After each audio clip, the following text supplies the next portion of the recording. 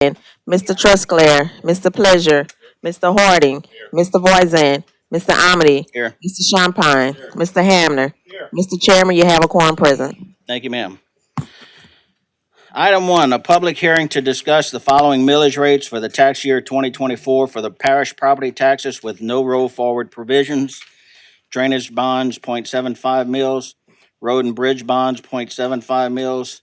Sewage tax bonds, 0.75 mils. Road lighting district number 1, 5.5 mils. Road lighting district number 2, 0.5 mils. Road lighting district number 3, 2.25 mils. Road lighting district number 4, 2.25 mils. Road lighting district number 5, 2 mils.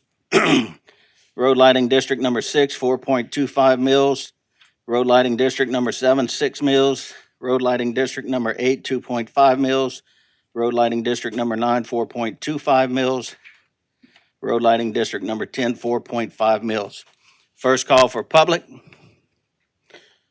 Come up to the mic, sir. State your name and address for the record, like we don't already know you. And watch for that little green light to come on. When it comes on, you're good to go, just in case you forgot. Can somebody put his, let me do it.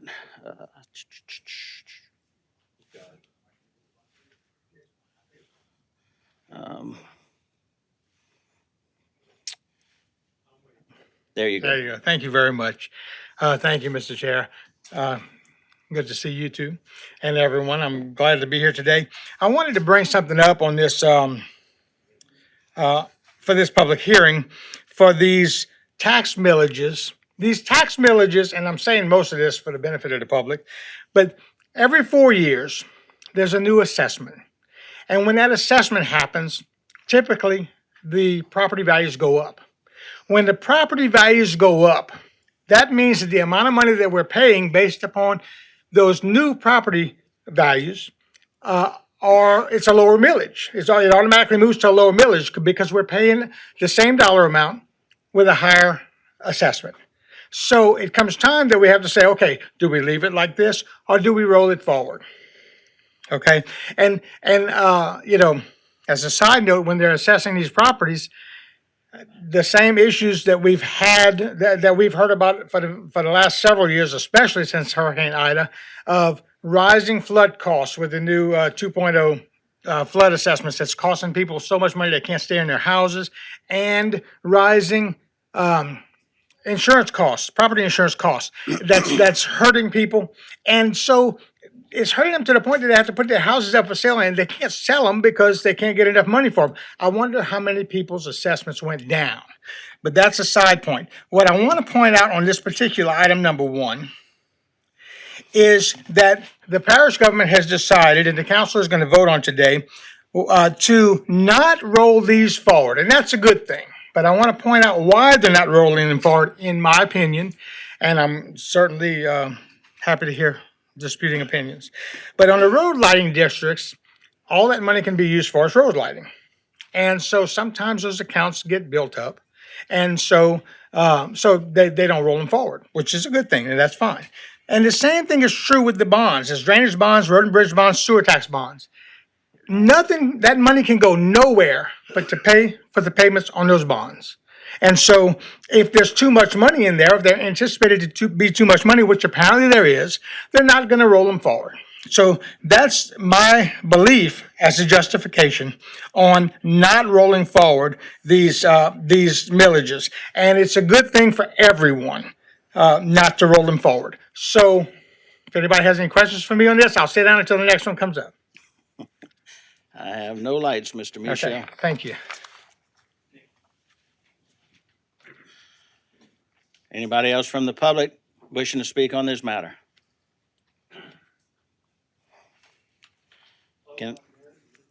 I'm sorry. I have a motion to close public hearings by Mr. Trusclair, second by Mr. Pleasure. Members, vote your machines. 9 yeas, 0 nays. Public hearing is closed. Item 3, a public hearing to discuss the following millage rates for the tax year 2024 for the parish property taxes subject to roll forward provisions. Number 1, City ad valorem adjusted millage. Number 2, City of Homa fire adjusted millage. Number 3, City of Homa Police adjusted millage. Number 4, City ad valorem adjusted and roll forward. Number 5, City of Homa Fire adjusted and roll forward. Number 6, City of Homa Police adjusted and roll forward. Number 7, Parish tax alimony outside adjusted millage. Number 8, Parish tax alimony inside adjusted millage. Number 9, Parish tax alimony outside adjusted and rolled forward. Number 10, Parish tax alimony inside adjusted and rolled forward. Item 11, Drainage adjusted millage. Number 12, Drainage adjusted and rolled forward. 13, Waste collection and disposal adjusted millage. 14, Waste collection and disposal adjusted and rolled forward. 15, Recreation adjusted millage. 16, Recreation adjusted and rolled forward. 17, Juvenile detention adjusted millage. 18, Juvenile detention adjusted and rolled forward. 19, Terrebonne Arc adjusted. 20, Terrebonne Arc adjusted and rolled forward. 21, Health unit and school safety adjusted millage. 22, Health unit and school safety adjusted and rolled forward. 23, Council on Aging adjusted millage. 24, Council on Aging adjusted and rolled forward. 25, Mental Health Center adjusted millage. 26, Mental Health Center adjusted and rolled forward. 27, Road District Number 6 adjusted millage. 28, Road District Number 6 adjusted and rolled forward. First call, public. You wish to come back, Mr. Michel? Thank you. And please state your Oh, name. I'm sorry, Gerald Michel, 803 Douglas Drive, Houma, Louisiana, 70364. Thank you, sir. Don't mention it. Okay, so if you look at 27 and 28, they're road district number 6 adjusted and roll forward. That's not a road lighting district, though. I take it back then. So I'm looking at these, and there's some of these that you just have, some of them you're just going to always roll forward. The tax alimony, the parish alimony taxes are going to always be rolled forward. That was the initial, if I understood this right from an explanation I heard years ago, that's the initial taxation that the state allowed us to do in order to kind of get started with the parish government. So, and then there's all these others. But my question for you, I think the most important thing this council does is to oversee the budget and things like this, the revenue sources. I mean, the parish administration, of course, does the job, but it's your job as council people to oversee this. And you know, I just hope that's being done. But my question is, and I'm just going to go in order to list it here. Waste collection. I know that over the past years, we've reassigned some expenses that used to be public works and it became waste collection. And I know that waste collection also has other revenue sources, such as our garbage bills. Okay, so my question is, was that really looked at to see if we had to roll that forward? The second one, it jumps in, and I know nothing about this, but juvenile detention system. Has that been looked into to see if we had to roll that forward? Has a discussion been had with the people at ARC to see if they needed to roll forward? Okay, has that discussion happened? And, you know, has it happened with somebody in administration? And has it been double checked by the people on the council? And finally, Council on Aging. Has that conversation happened? I don't know if these conversations have happened, but I'm asking the question: have those conversations happened? And I, you know, people are struggling right now, and for us to just automatically roll things forward, and we get into that mindset as government officials, we get into the mindset like a business. We need more money. We can do more with more money. Well, you know, we got to think about that, and these roll forwards have to come up for a reason.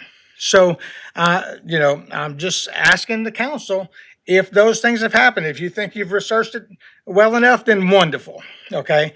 I served on the council for 8 years, so I'm guessing it probably has not been researched well enough, but that's a guess.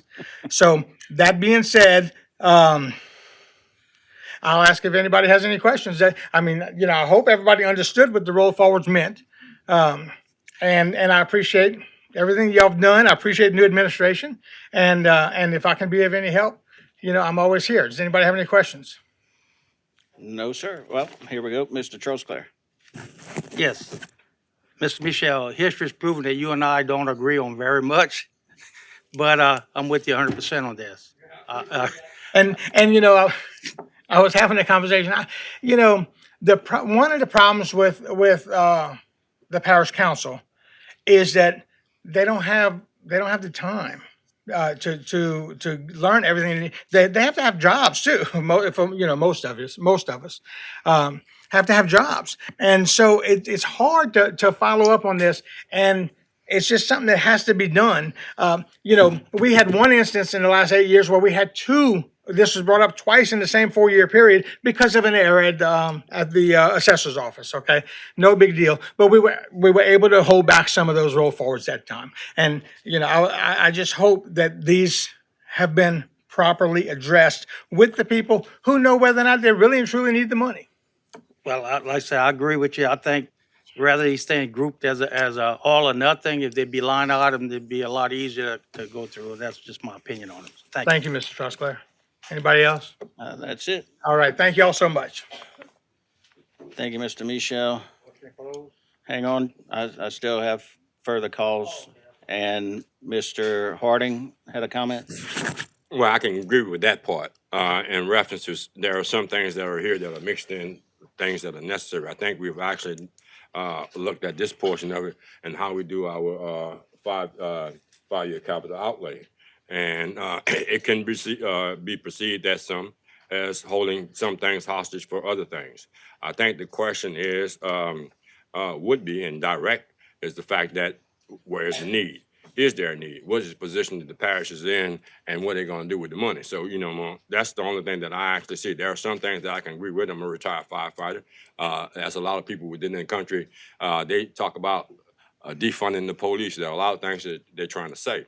So, it becomes a situation is the fact that, all or nothing, just like you're saying, or do we individualize this? So I just want to put that out there. Thank you, Mr. Harding. Mr. Trosclair. Second call for public. Mr. Sehan, please state your name and address for the record, sir. Another former councilman. Good evening, Joey Sheehan, 216 Hialeah, Houma, Louisiana. Thank you all for allowing me to talk today, Mr. President, Council. Good to see everybody.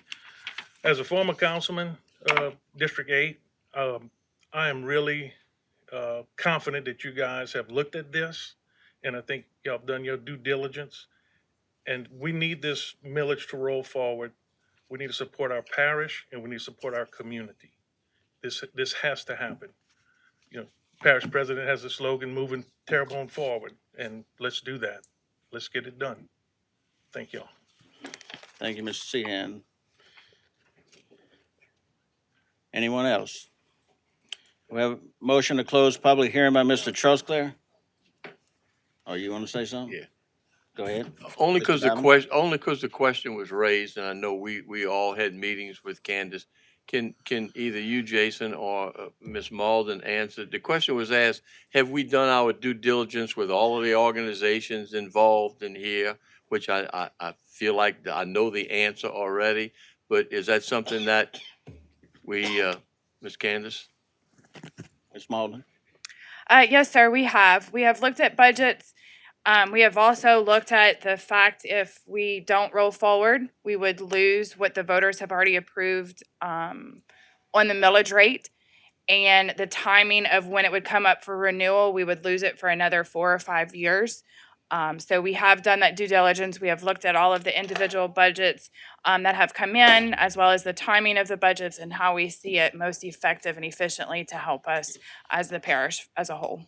Good, because each and every one of these submits the budget to you as the chief financial officer for the parish. You go over it to make sure there is enough there to give the goods and services that we have to provide for this parish. Yes, sir. So I just wanted that answered from this administration that yes, the due diligence has been done with each and every one of these. Thank you.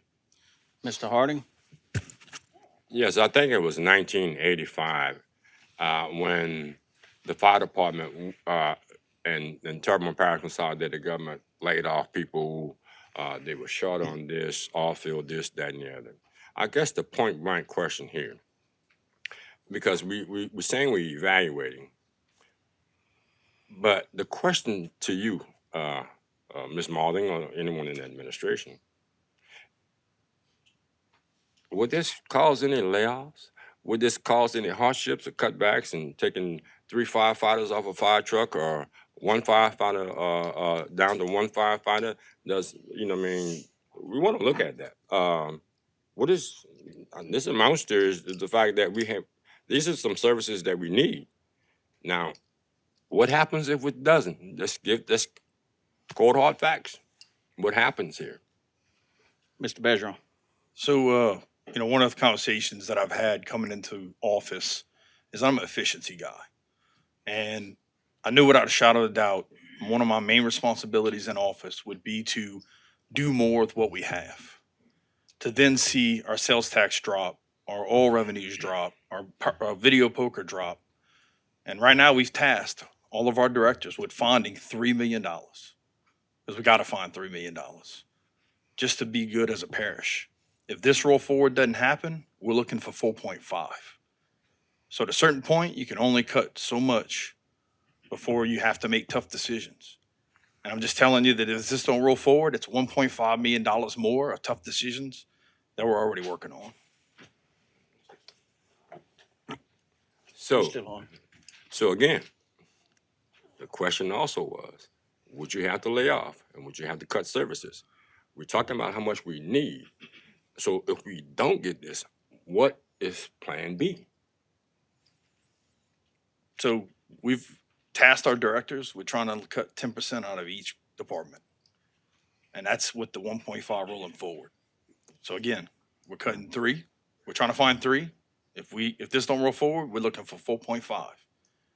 And when you look at, general fund and those areas where, our biggest problem that I've seen since I've been in office is the lack of money for operations and maintenance. We built a bunch of big, great stuff, but it costs $6,000 to change the oil on one of the pumps on Hanson Pump Station. So the more we run that pump, the more often we got to spend $6,000 to change the oil in that pump. That's not covered under the capital project. So the trouble we're looking at now is aging car fleets. We're looking at things that have just been, again, we've been building a lot of cool new stuff, but we got to maintain that stuff. And what our administration has been about is working to get the grass cut, working to get the roads fixed, working to make sure that we're doing as much as we can with the money we have. We're implementing efficiencies. You all just experienced the email upgrade, right? That right there probably gonna save us $100,000, right? And we're just doing those things every day. Like, what can we get rid of? What can we change? How can we work more efficient? We went through and had one-on-ones with all of our directors and talked about what's not going well and how do you fix that? And then directors come and say, you know what, we spent a lot of money just having people sitting out for a parade all day long on a Saturday on overtime. So we're making that change because the directors brought it to our attention that that's one of the ways to save money. And even through that, we're still looking for $3 million. And again, it's going to be 4.5 if the roll forward doesn't happen. So that's really basically the answer that I was looking for, because I was there when I got demoted from a captain to a driver and had to go 4 more years before we can actually get enough revenue. But then the other part about that is the fact that instead of me hearing it from somebody else, I'm happy that I hear it from here, and the people that's out there, they can hear it too, because hearsay can be only one thing. So it's just as those folk out there holding us accountable, I hate to say it, but it's the facts. We got to hold everybody accountable. I'd like to add one more thing, that the last time that this happened, and correct me if I'm wrong, please, but police and fire didn't roll forward, and we got a reassessment, and we lost those millages. And those two direct departments are the most struggling departments we have, that have the least amount of funding and have the greatest need. So we have a recent example of what happens when we don't roll forward.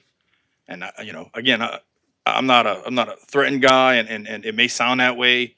I can just tell you, I've been in meetings for the last day and a half, and I got meetings for another day and a half. And I got to give it to our directors. They've been coming to the table and saying, maybe we could do this, maybe we could do that. We're looking at reorganizing departments.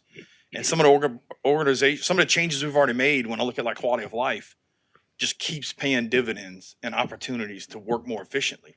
The problem that Ms. Candace tells me is just not happening fast enough. So, I do think in another year, a year and a half, we're in a better place. But right now, we got to make some serious decisions.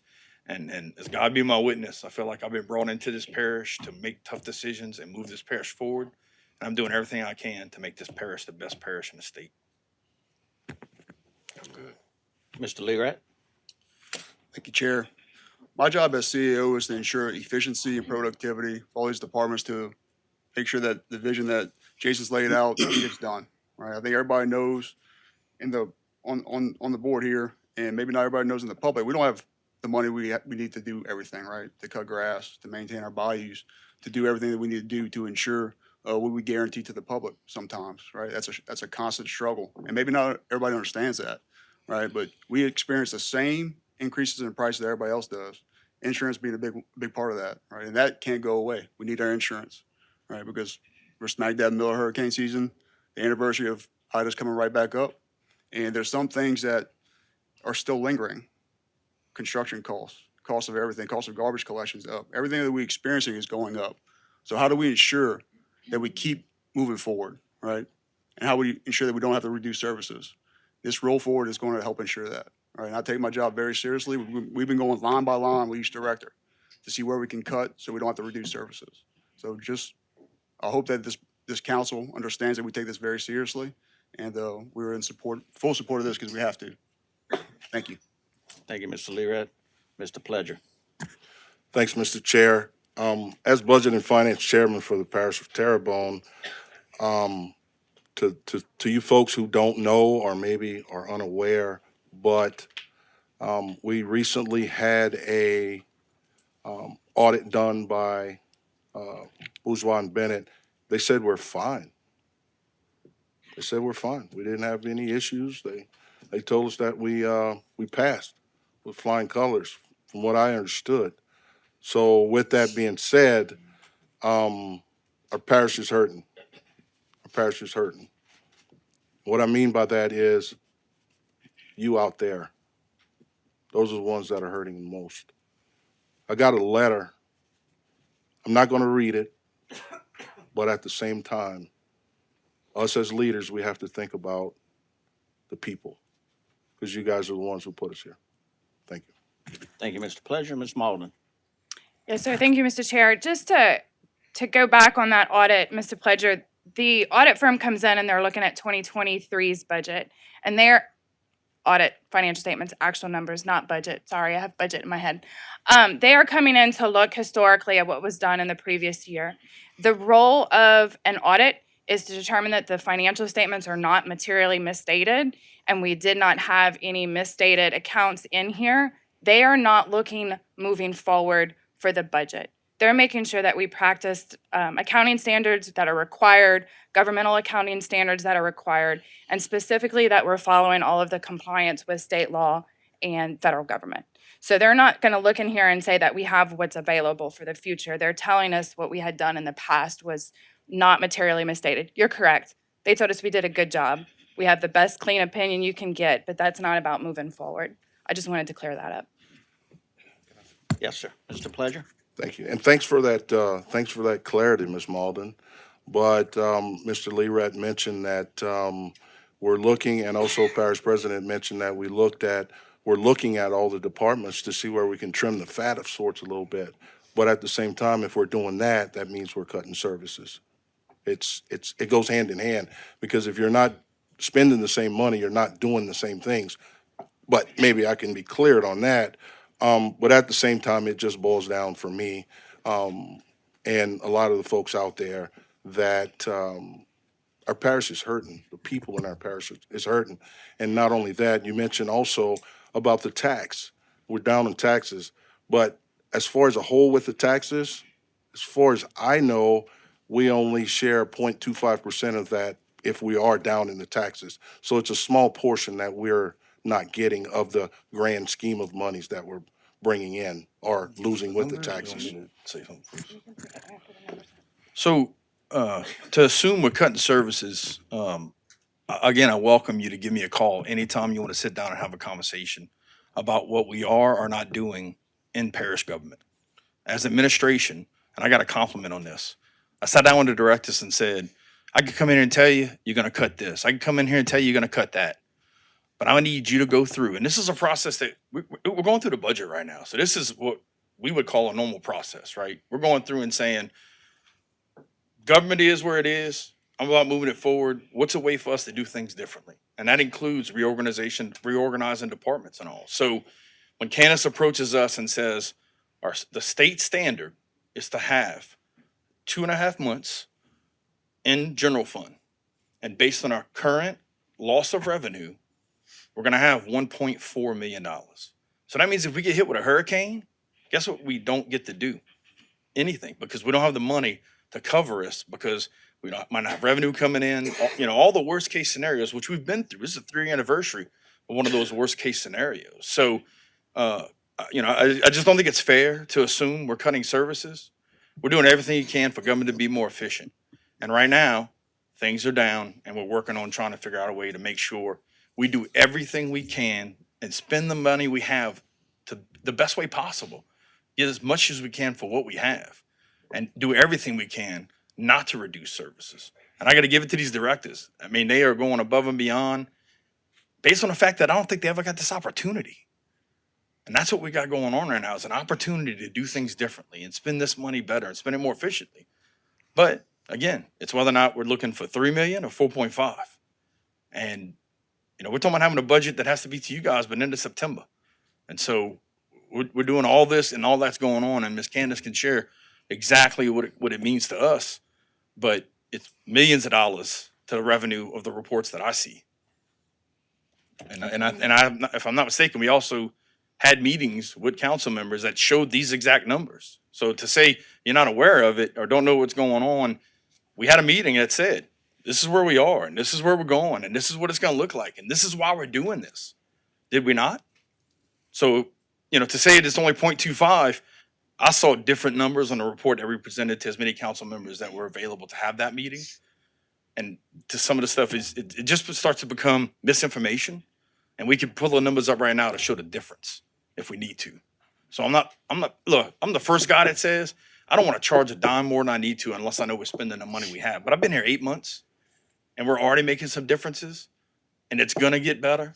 But right now, we can't play on maybes. We got to play on, we've saved exactly this much money, right? Because I can point to this guy at the end right here that saved over $300,000 between a phone upgrade, an email upgrade, and getting rid of some circuits that have been paid for the last 6 years at a tune of $50,000 a year for one circuit. So we're doing all that, and we still got to find $3 million. And if this don't pass, we got to find $4.5 million. And anytime you're welcome to come have that conversation again, please let me know, because I want you to be informed so that you can make an informed decision. Mr. Pleasure. I really do appreciate that, Mr. Bazron, your tenacity and wanting to move the parish forward. I get that. But I've just so I can remind you, you said about that meeting, myself and several of the other council members did sit with Miss Candace when she put those things through. But on June 7th, I asked you for a meeting. I haven't had one since, or you hadn't gotten back to me because you said you didn't have the availability. Also, we, June 7th of this year, yes. And also, if I can also, I think everybody else had a meeting in regards to the wish list and things like mine was canceled, but I never got a call back. So having a meeting is going to be hard. But I'll get with Miss Candace and try to figure things out, and we'll move forward when we get the budget in front of us. Thanks, guys. Thank you, Mr. Pleasure. Thank you, Mr. Bezron, Ms. Mullen. So you have something else? Yes, sir. I just want to go back to the total sales tax that Terrebonne Parish Consolidated Government has coming in. We are projecting for 2024 as well as 2025 for that to be about 46.5 million overall, which is going to be about a $1.2 million loss. Again, that's total. So that's broken up between what goes to general fund, what goes to public safety and drainage and all of that. But we can go into detail at a later date. But I just wanted to bring that up. When you had said the 0.25, I wanted to make sure we were talking about the full numbers. Thank you, Ms. Mullen. So I have a motion to close public hearing by Mr. Trosclair, second by Ms. Chauvin. Members vote your machines. 9 yeas, 0 nays. Motion adjourned, Mr. Trosclair, second, Mr. Harding. Members vote your machines.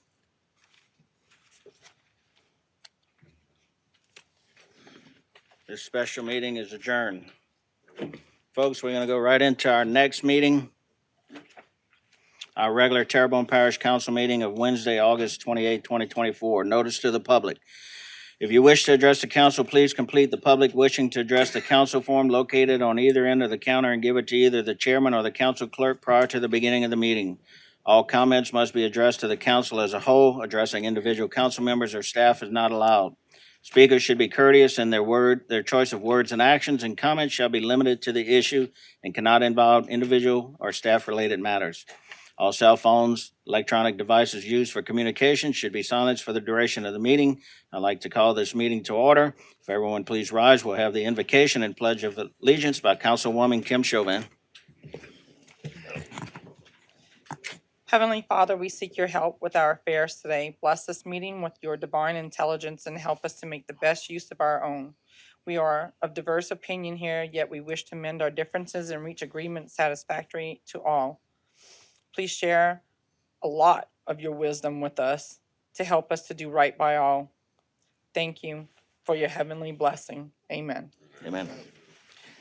I pledge Allegiance to the flag of the United States of America and to the republic for which it stands, one nation, under God, indivisible, with liberty and justice for all.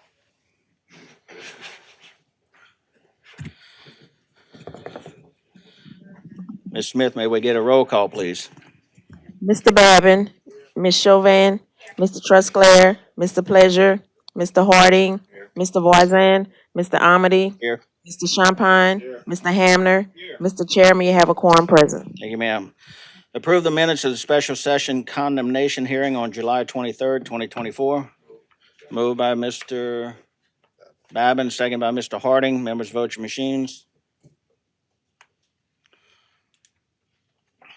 9 yeas, 0 nays. Approve the minutes of the regular council session held on July 24th, 2024. Moved by Mr. Babin, second by Mr. Harding. Members vote your machines.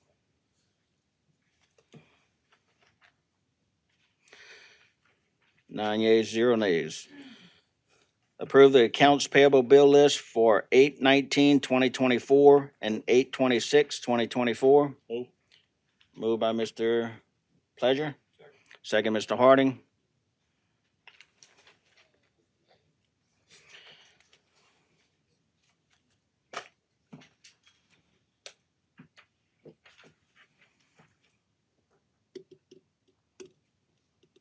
Nine yeas, 0 nays. Approve the manual check listing, July 2024. Moved by Mr. Pleasure, second by Mr. Harding. Members vote your machines.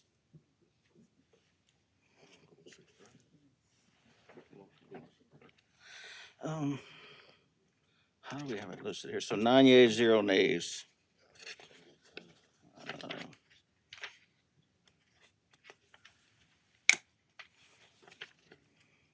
Yeah, let's go ahead and do that. We'll go ahead and do that. Motion to go into 6:30 public hearing? So I have a motion by Mr. Pleasure to go to 6:30 public hearings. Since we're after 6:30, we have a second by Mr. Harding. Members vote your machines. Let me get this out of here.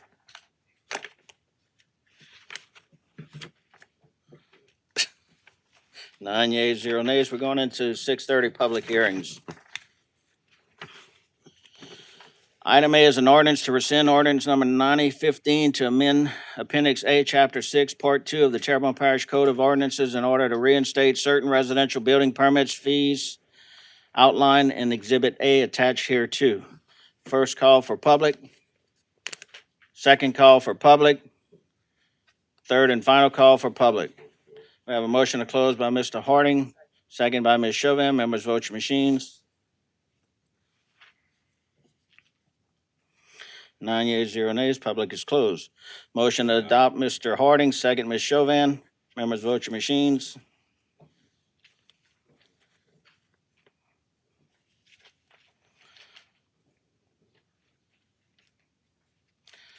7 yeas, 2 nays. Motion is adopted. Ordinance is adopted. Item B, an ordinance to authorize the parish president to execute a memorandum of understanding between Terrebonne Parish Consolidated Government and Petroleum Helicopters International Incorporated and to provide for related matters. First call, public. Second call, public. Third and final call, public. We have a motion to close public hearing by Mr. Babin, a second by Mr. Harding. Members, vote your machines. I see you light, Mr. Steve. We'll get to you on the motion to adopt.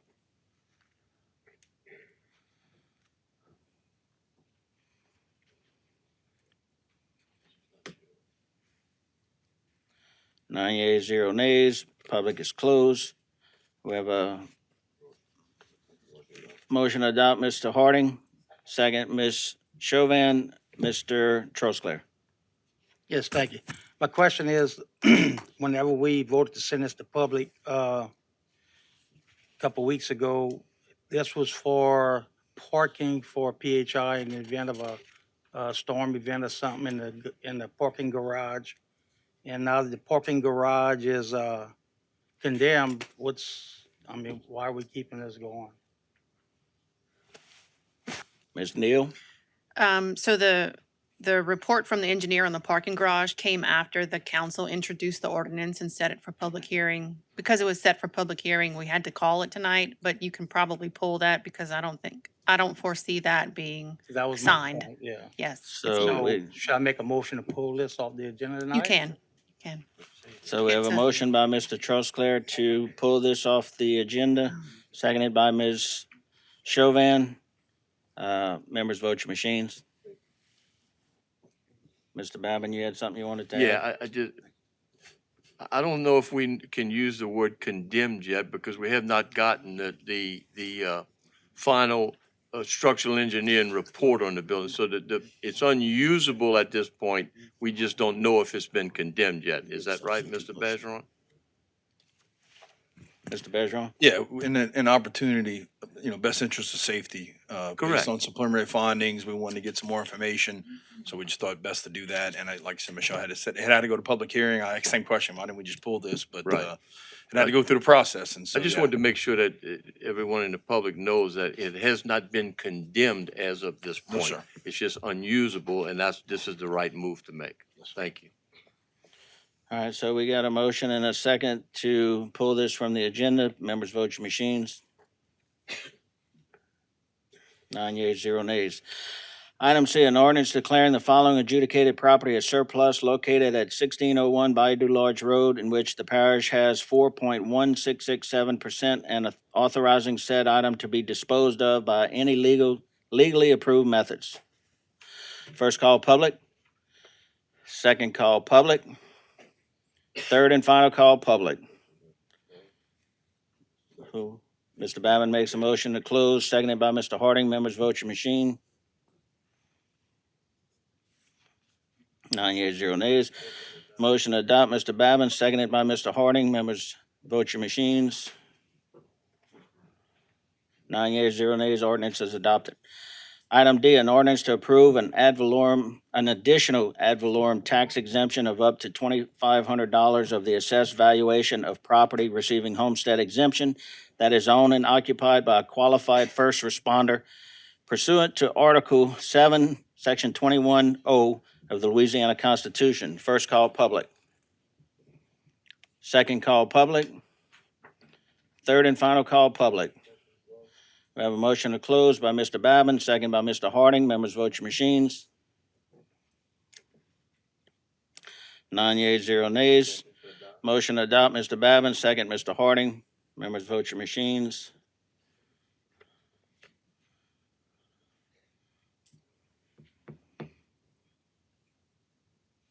9 yeas, 0 nays. The ordinance is adopted. Just for those who are working in this field of EMS workers, contact your supervisor, see what this is all about. Item E, an ordinance to authorize the parish president to execute an agreement between Terrebonne Parish Consolidated Government and the Terrebonne Parish Assessor to purchase a vehicle and to provide for related matters. First call, public. Second call, public. Third and final call, public. I have a motion to close by Mr. Harding, seconded by Ms. Chauvin. Members, vote your machines. 9 yeas, 0 nays. We have a motion to adopt, Mr. Harding, seconded by Ms. Chauvin. Again, vote your machines. 9 yeas, 0 nays. The ordinance is adopted. Item F, an ordinance to amend the 2024 adopted operating budget and budgeted positions of the Terrebonne Parish Consolidated Government for the following items and to provide for related matters. Item 1, Homewood Police Department, $11,979. Item 2, Housing and Human Services Head Start HVAC System, $60,000. Item 3, Housing and Urban Development, $800,000.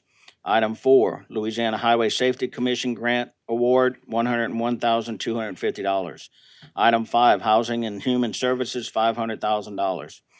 Item 6, Homa Fire Department, $25,996. A, add one full-time hazmat responder grade F3. First call public. Second call public.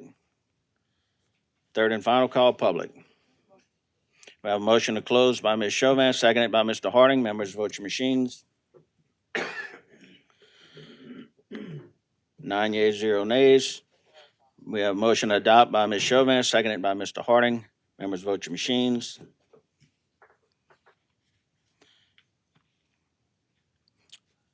8 yeas, motion, the ordinance is adopted. Item G is an ordinance to amend Article 4, Chapter 18 of the Terrebonne Parish Code, Section 18-91, to add Bayou Side Drive to the 25-mile-per-hour regulations. First call, public. Second call, public. Third and final call, public. We have a motion to close by Ms. Chauvin, seconded by Mr. Harding. Members, vote your machines. I got you, Mr. Trosclair. 9 yeas, 0 nays. We have a motion to adopt by Ms. Chauvin, seconded by Mr. Harding. Mr. Trosclair.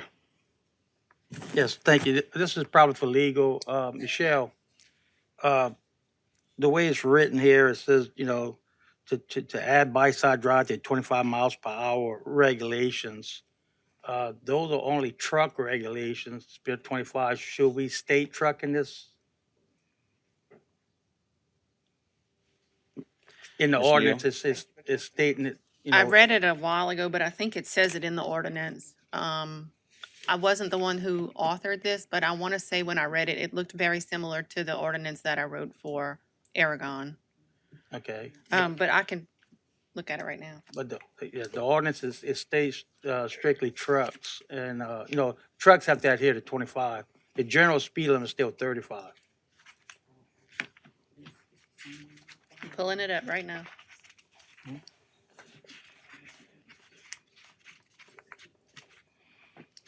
It says that in the ordinance, that it's large trucks, dump trucks, box trucks, tractor trailers only. Thank you. I can't find mine. Thank you.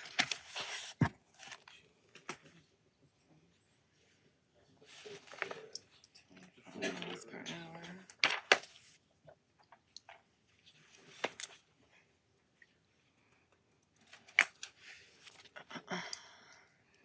Oh, I'm on already. Okay, so it's in the whereases that we want to apply it to large trucks, dump trucks, box trucks. But in the meat of the ordinance, it does say for vehicles having a total weight in excess of 10 tons. So if we think that will cover, if we think the 10 tons weight limit will cover all of those trucks that are named in the whereases, we should be okay. But they're not specified. But yeah, I understand that, but I'm talking about this part of it being added to it. If you add by-side drive with this state, I mean, does that change anything? I mean, I'm just asking because, I want to make sure that we get what we can enforce what we're trying to do. I'm not sure if I understand. 25 miles per hour, by-side drive, only for vehicles having a total weight in excess of 10 tons. So it limits at 25. Oh, on by-side drive. Okay. I didn't say nothing. Sorry. I'm happy to speak to you about it, Mr. Steve. Okay. Thank you, Mr. Trosclair. Ms. Neal. So we have the motion on the floor. Members, vote your machines. 9 yeas, 0 nays. The ordinance is adopted. Item H is an ordinance amending ordinance number 9030 and the Terrebonne Parish Code of Ordinances, which establishes a no parking zone on Polk Street to extend the existing zone northward to 532 Polk Street, authorizing the installation of said signs and addressing other matters relative thereto. First call public. Second call public. Third and final call public. Motion to close by Mr. Harding, second by Ms. Chauvin. Members vote your machines. 9 yeas, 0 nays. Motion to adopt, Mr. Harding, second, Ms. Chauvin. And Mr. Harding, you wish to speak? Yeah, for some time, if you've been traveling, coming from Main Street, West Main Street, traveling on Polk Street, there's a little bottleneck there around General Bragg Street. We just moved the no parking sign a little farther back for a little safety factor there. We were getting a little congestion there. Traffic is increasing.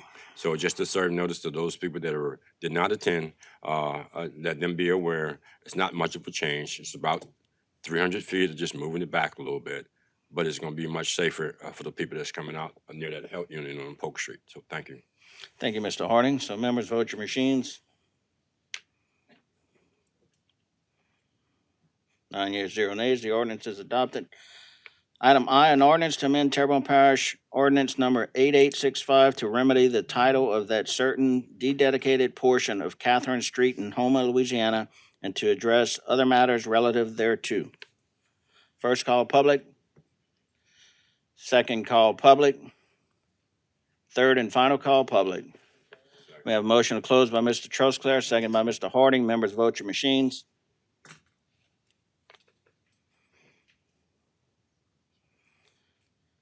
Eight yeas. Motion the public is closed. We have a motion to adopt by Mr. Trosclair, second by Mr. Harding. Members vote your machines.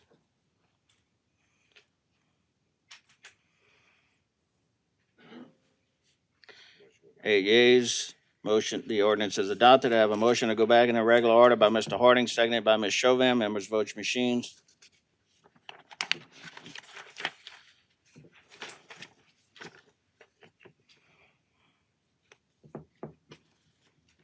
Eight yeas, 0 nays. We're going back to regular order. Number 1, general business. A, adopt an ordinance to adopt the millage rates for tax year 2024 for the parish property taxes subject to roll forward provisions. Number 1, city ad valorem adjusted millage. Number 2, city of Houma fire adjusted millage. Number 3, city of Houma police adjusted millage. Number 4, city ad valorem adjusted and roll forward. Number 5, city of Houma fire adjusted and roll forward. Number 6, city of Houma police adjusted and roll forward. Number 7, parish tax alimony outside adjusted millage. Number 8, parish tax alimony inside adjusted millage. Number 9, parish tax alimony outside adjusted and roll forward. Number 10, parish tax alimony inside adjusted and roll forward. Number 11, drainage adjusted millage. Number 12, drainage adjusted and roll forward. Number 13, waste collection and disposal adjusted millage. Number 14, waste collection and disposal adjusted and roll forward. Number 15, recreation adjusted millage. Number 16, recreation adjusted and roll forward. Number 17, juvenile detention adjusted millage. Number 18, juvenile detention adjusted and roll forward. Number 19, Terrebonne Arc adjusted. Number 20, Terrebonne Arc adjusted and roll forward. Number 21, health unit and school safety adjusted millage. Number 22, health unit and school safety adjusted and roll forward. Number 23, council on aging adjusted millage. Number 24, council on aging adjusted and roll forward. Number 25, mental health center adjusted millage. Number 26, mental health center adjusted and roll forward. Number 27, road district number 6 adjusted millage. Number 28, road district number 6 adjusted and roll forward. And before we do anything further, I just want to make a statement because this is a tax measure. We have to have a 2/3 vote.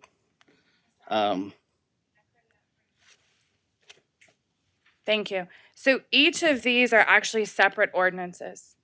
So we're gonna have Okay. to vote on them separately. So we're gonna have to do each one We're gonna have to separate? do each one separately. The one where we are doing the adjusted millage, that is a majority of the council for it to approve. When you're rolling forward, that one is the 2/3 vote, just to make sure we have that all cleared up. But they each are separate ordinances because we have to have it as a separate levy on the tax commission. All right, so the adjusted millage is gonna be a 2/3, The but adjusted is adjusted, other way around. The adjusted is the majority. okay, adjusted majority, adjusted and roll forward is a 2/3? Yeah. So, yes, sir. Okay. Mr. Trosclair? Yes, I just want to say one more thing. This is not a increase in tax, because the voters voted this in, but it will be an increase to nearly everybody in tax payable that they have to pay. So they are going to pay more taxes. Um, Not only the homeowners and property owners of the parish, but also businesses. And they'll probably get hit a lot harder because they pay a lot more of the millages than a general resident. So, we don't want to tax our businesses out in the parish, and definitely we don't want to tax our people out the parish. And with everything else that they're fighting with insurances and building codes and elevations and requirements, and it's making it harder and harder for people in Terrebonne Parish to stay in Terrebonne Parish. So, though it's not a new tax, it is gonna be more money out your pockets for taxes. Thank you. Thank you, Mr. Trosclair. All right, so we're gonna be taking each one of these individually. Ms. Candace? One more thing, I'm sorry. So the first three that are city, ad valorem, city of Homa, fire, and city of Homa police, those three are together because they're on a separate ordinance. So 1, 2, and 3 is one vote. 3, 4, and 5, nope. 4, 5, and 6 is one vote. Everything else is individual separately. Sorry about that. Okay.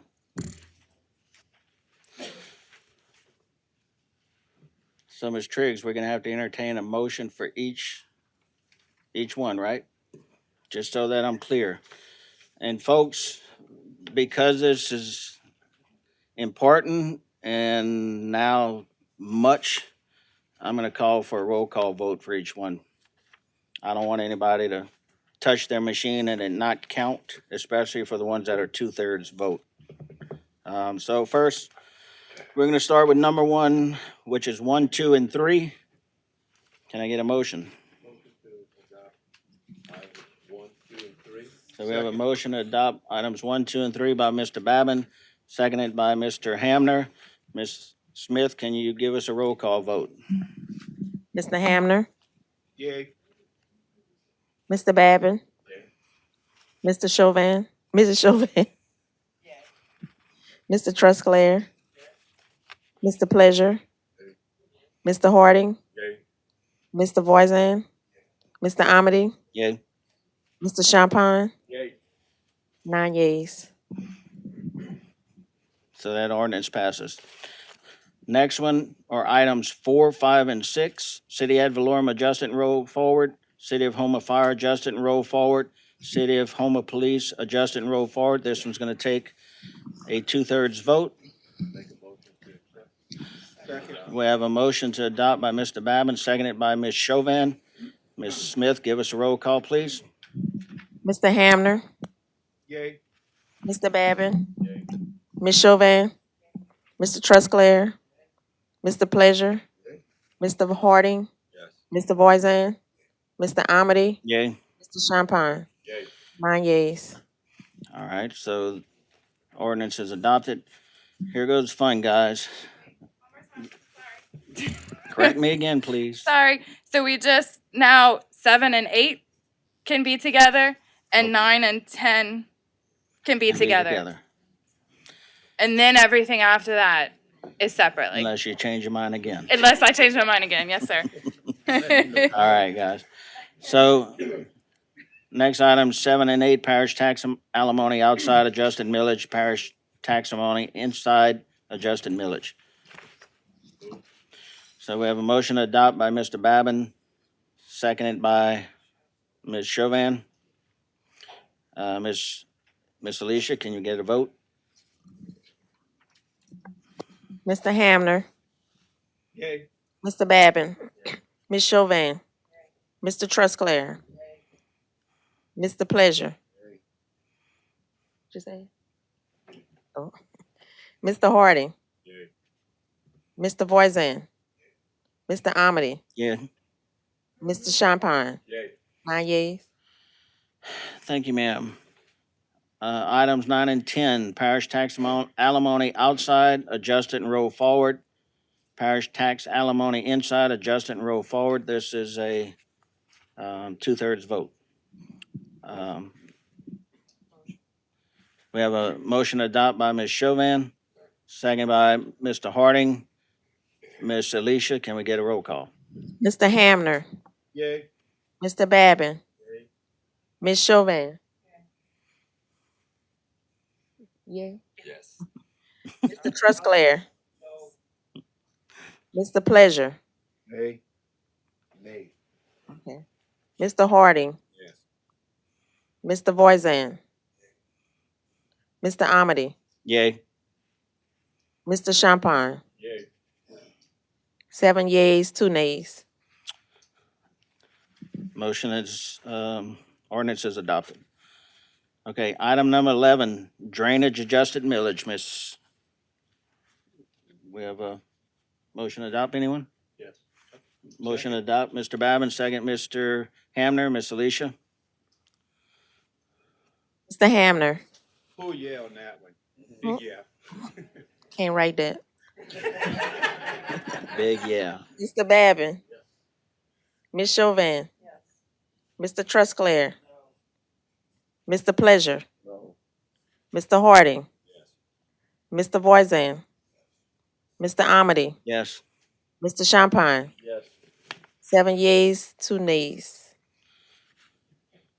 Ordinance is adopted. That was number 11. Number 12 is drainage adjusted and roll forward.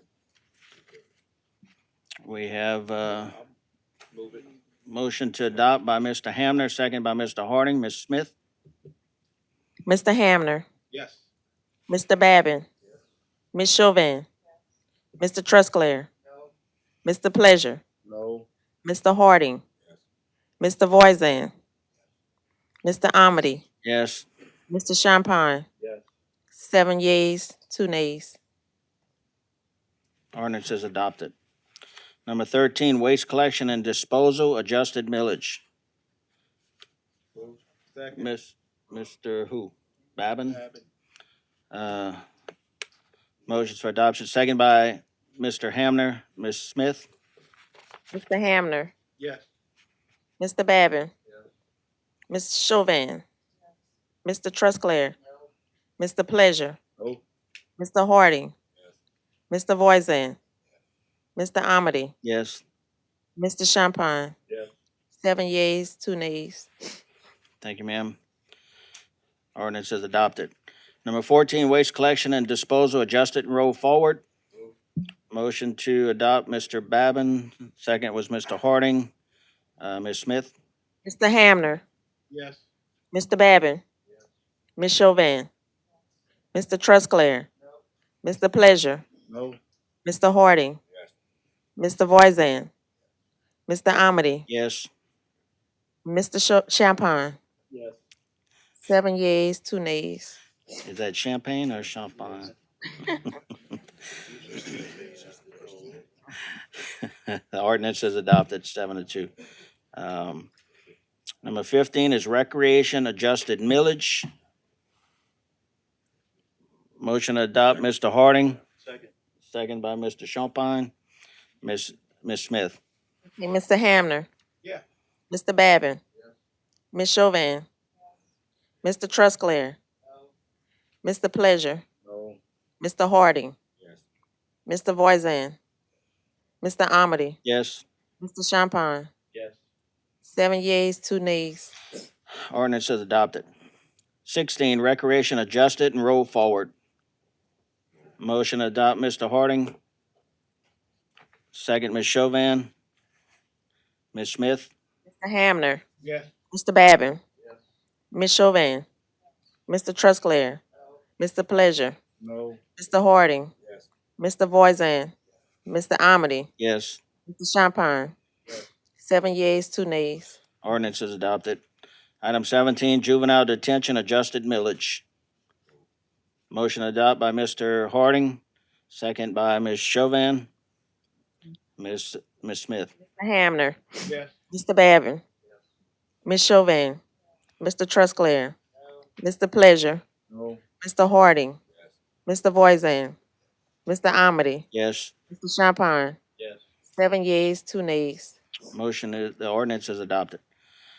Number 18, juvenile detention adjusted and roll forward. Moved by Mr. Harding, second by Ms. Chauvin. Ms. Smith. Mr. Hamner, Yes. Mr. Babin, Ms. Chauvin, Mr. Trusclair, Mr. Pleasure, No.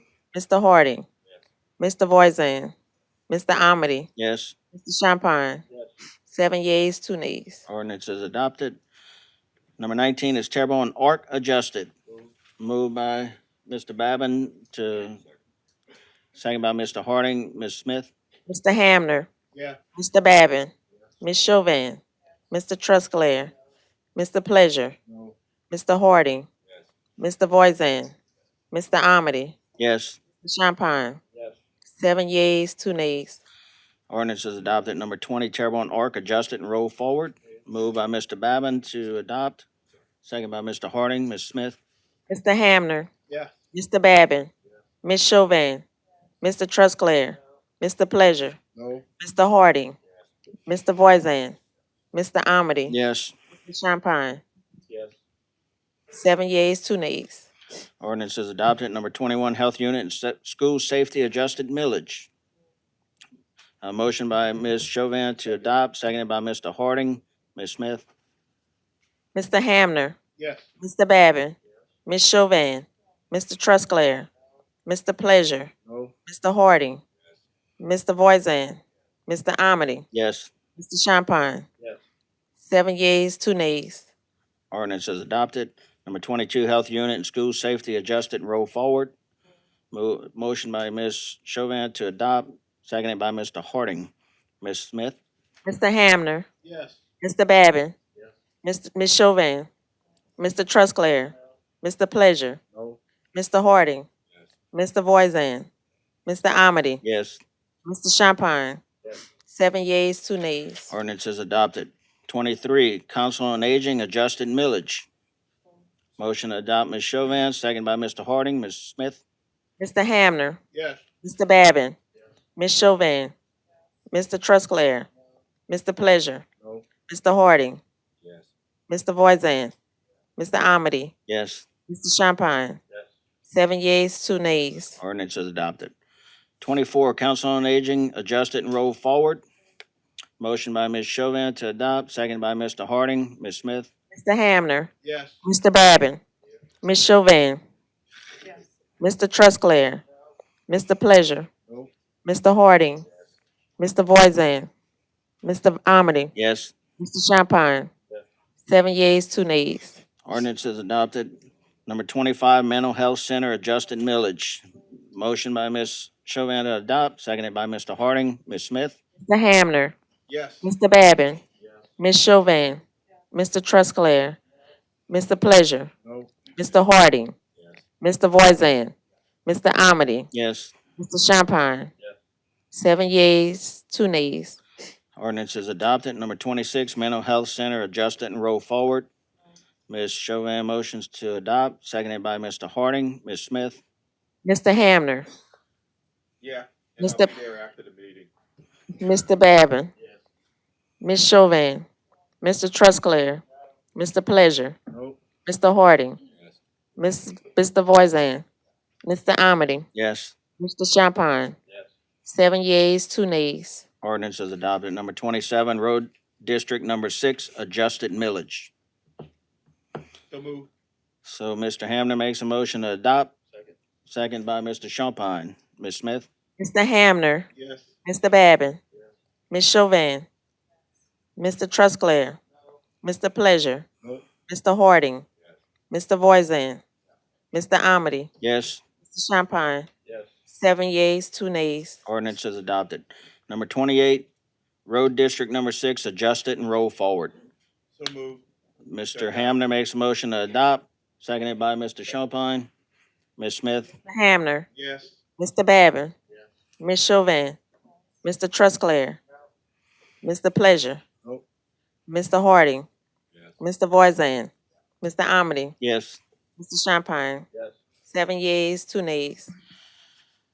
Ordinance is adopted. So, Ms. Candace, on this next one, we have to do those. We can do them all one. All right, so item B is adopt an ordinance to adopt the millage rates for tax year 2024 with no roll forward. Second. We have a motion by Mr. Babin, seconded by Mr. Hamner. Ms. Smith, can you do a roll call vote, please? Yes. Mr. Babin, Ms. Chauvin, Mr. Trusclair, Mr. Pleasure, Yes. Mr. Harding, Yes. Mr. Voisin, Mr. Amity, Yes, Mr. Champagne, Yes. 9 yeas. ordinance is adopted. Thanks, everybody, for your patience. Item C is a resolution urging and requesting the Terrebonne Water District to place a moratorium on collecting the M rate from RV parks in Terrebonne Parish.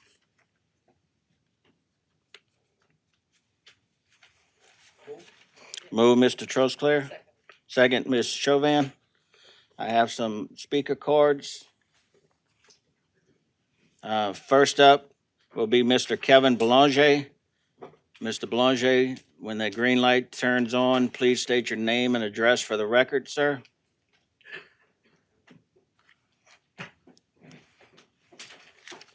Thank you, Mr. Chairman, members of the council, Mr. Parish President. Appreciate y'all giving an opportunity for me to speak tonight.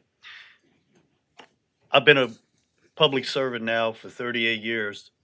I have never addressed the council or any other public entity as a public citizen. Tonight is the very first time.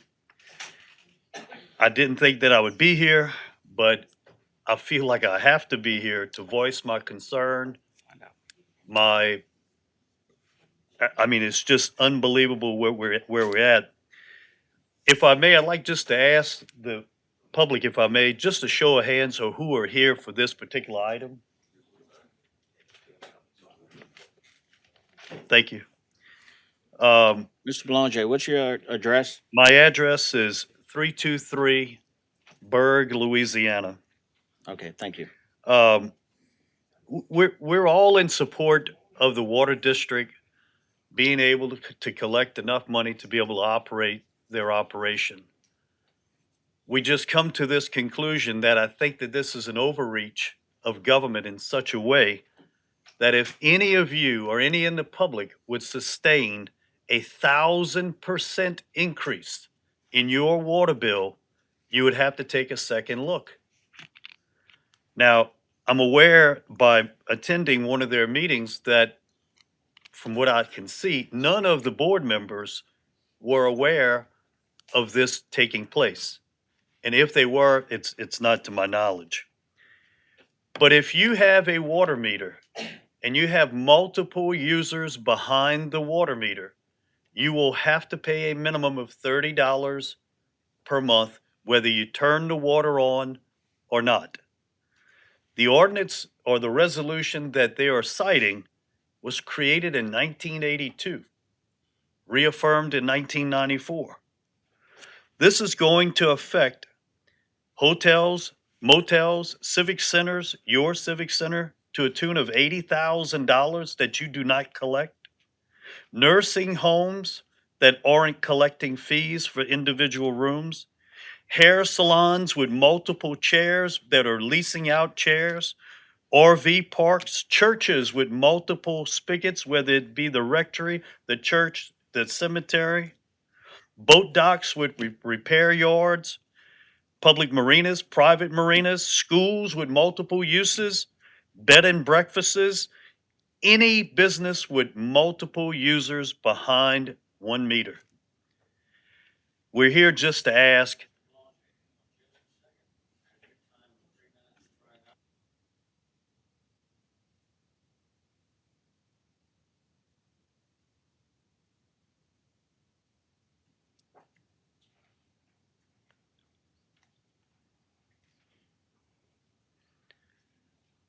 Thank you. Thank you. Look, y'all were here tonight really struggling to roll forward these taxes. I saw in every one of you, you don't want to do it, but you have to. And we understand the water district needs money, and we're all for it. Don't tax a few, tax everyone. That is what we're asking for. Don't tax me this year and then decide to tax somebody 10 years from now, because that's what's happened. Some gentleman has been paying this fee for over 11 years. None of us here have. That's unfair to that gentleman. We want fairness, equitability, comprehensive enforcement. I'll close by just saying we're not here to oppose waterworks. We're only asking them take a pause, do a rate analysis, find out what your needs are, propose it, tax every business, not some. And what bothered me, I read in the paper this week that someone who represents the water district, that we're not here to sell water. We're here to give you access to water. Well, if you don't sell water, you're not going to have the ability to provide access. Your number one goal should be to figure out what your need is and calculate what that amount of cost per gallon needs to be able to conduct your business. That's what every business does. I just ask for the passage of this resolution. I appreciate the councilman who introduced it. It's not just for RV parks either. This is for every business. You can have a boatyard, you can have a marina, you can have camps that are in multiple, and believe me, there are lots in this parish. And if you choose to do what you want to do, well, hit us all at one time, not some now, not some later, all at once. That's the fair and equitable way. It's unfair for us to implement it any other way. And I'll leave with this. The reason is that they're doing it this way is they don't know where these businesses are. 42 years we've been operating and we don't know where the businesses are. Come on, gentlemen, ladies. This is crazy. We know where every business is. All you got to do is look in the business directory. They got the address. Doesn't take a rocket science to do this. Take a pause. We want to work with them. We want to do whatever they need us to pay. We want to be able to pay it. But man, 1,000%. And I'll give you this. Lady was paying $70 for her water. She's now faced with over $3,000 per month. That is actuality. That's a fact. They're here tonight. And there's many of them like this here tonight. You can't sustain this. We're going to drive people out of this parish. Thank you for your time. Thank you, Mr. Belanger. I have another card who wishes not to speak, but just wanted to put in a card of support for the resolution by Mr. Kevin Falk. My next speaker card, Mr. Tanner McGee. And I'm sorry, I forgot to recognize you, former state representative for this area. Please state your name and address for the record, sir. Thank you. Tanner McGee, 312 Central, recovering politician. Here in my formal capacity as I'm representing some of the RV parks legally, and so they asked me to speak on some of the issues. And look, I'll be very brief with y'all. Mr. Belanger hit a lot of the points about why it's bad for business, why it's bad for Terrebonne Parish. But we have some real legal concerns about the resolution they're citing from 1984 that's been retroactively tried to be holding the RV parks after the fact to that standard. We raised it to the water district. Their message to us was, give us some time to review the process. You've raised some genuine concern. We would like an opportunity to take a look at it, and then we'll get back to you. And so really what we're here for tonight, guys, is to get them to put in place a moratorium while they go through that process. I mean, don't punish us while you're trying to figure it out. Is kind of what we're asking. And the reason why we're in front of you is a very simple question: is you actually appoint the people in the water district. So you're really the oversight board, right? They're your appointments to that board. I will tell you, I watched y'all struggle, as Mr. Belanger said, to consider taxes tonight. That's the tough stuff, right? But think about what you did. You deliberated, and then you required a 2/3 majority vote, not a regular simple majority, a 2/3. It was the same thing while I was in the state legislature. All tax measures required a 2/3 supermajority vote. The water district, in effect, with no vote, not a majority, no vote, decided in 2024 that an RV park fits under a resolution from 1982. That's what happened. No vote was taken, no 2/3 majority, no public input, nothing. So there is some deep concern about how that process is handled. And I think for the sake of the struggling businessman who went from $70 to $3,000, we owe it to them to have a fair process, and we go through the process like you did tonight. In reality, all we're asking for is what you went through tonight. And if it's legal, fine. And so that's where we kind of are with everything, and that's why we're asking for you to give you some awareness of it so you can reach out, the public can reach out to their water district because they represent the public just like you do, and they can voice their concerns. I read something in the paper, and it said that the business owners had sticker shock. That's not true. Headline was wrong. And the reason why I'm telling you it's not true is sticker shock is when you go buy a car and it's more money than you thought it was going to be. What happened is somebody showed up and said, hey, you bought a car. And they weren't anticipating buying that car, right? That's really what happened. And I thought Mr. Belanger hit on it, and I'm trying to be really brief with it. I'm out of time. I'm going to ask for just a couple more seconds. All right, so we have a motion to extend by Ms. Chauvin, seconded by Mr. Babin. Members, vote your machines. All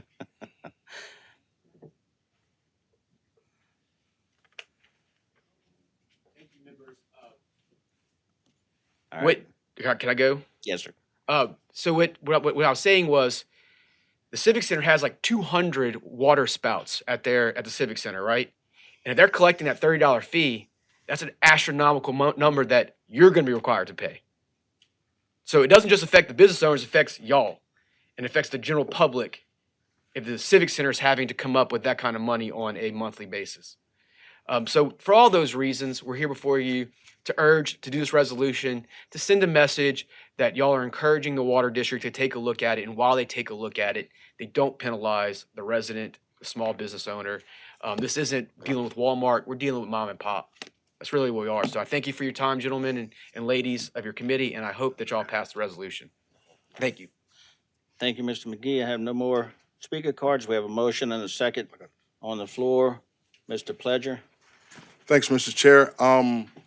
I understand the concern there. However, with the resolution that's been put forward, I do see our Waterworks Director, Mr. Solberry, in the audience. I'd like to offer him up an opportunity to possibly share a plan with us as far as this comprehensive review. Good evening, Mike Sober, 8814 Main Street, Houma, Louisiana, 70363.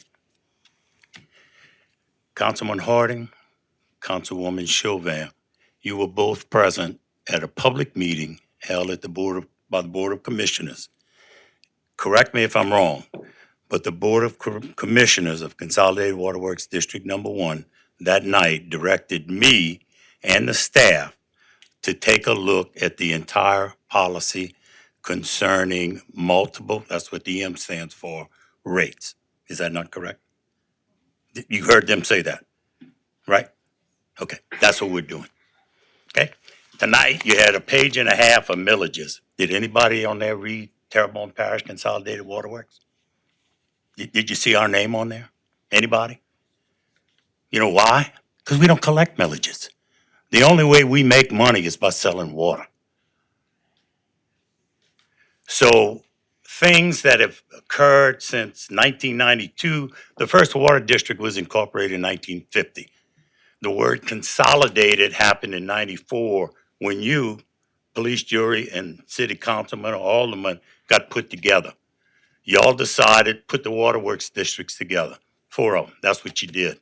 In 1994, the consultant, Mr. Arthur DeFreitas, put forth a fiscal policy on how to operate. 1994, it was originally put through for Waterworks District Number 1 in 1982. That's what happened. We've been following that all along. This is not a new rollout. This is nothing. This has been happening since 1982. Is it out of date? Perhaps. I don't know. I can tell you what would help us to know how many RV parks there are is if you give me the names and addresses so that I don't have to send drivers up and down trying to find them because we can't find them. I don't know where they at. The assessor doesn't know where they at. 911 doesn't know where they at. The GIS system doesn't know where they at. Yes, ma'am, I've been there. Nobody knows them. If you give me a name and an address, they'll tell me who it is. I don't have that because most of these RV camps are under individuals' names, so they're paying residential. But again, they asked, the Board of Commissions responded, and that's what we're gonna do. So to say anything right now about what the cost is, I have no idea. I can't even find them. I do know we're approaching 1,000 of them that we didn't know about though. So we'll keep looking, and when we get it done, we'll make the report to the commissioners, and I'm sure you'll be included on. Thank you, Mr. Sobert. Ms. Chauvin? So in looking at this at the Civic Center, when I questioned about that, if we have the multiple use, which is barely, I don't see many campers there, hardly ever. And looking at that, that would be like 6,000 extra a month.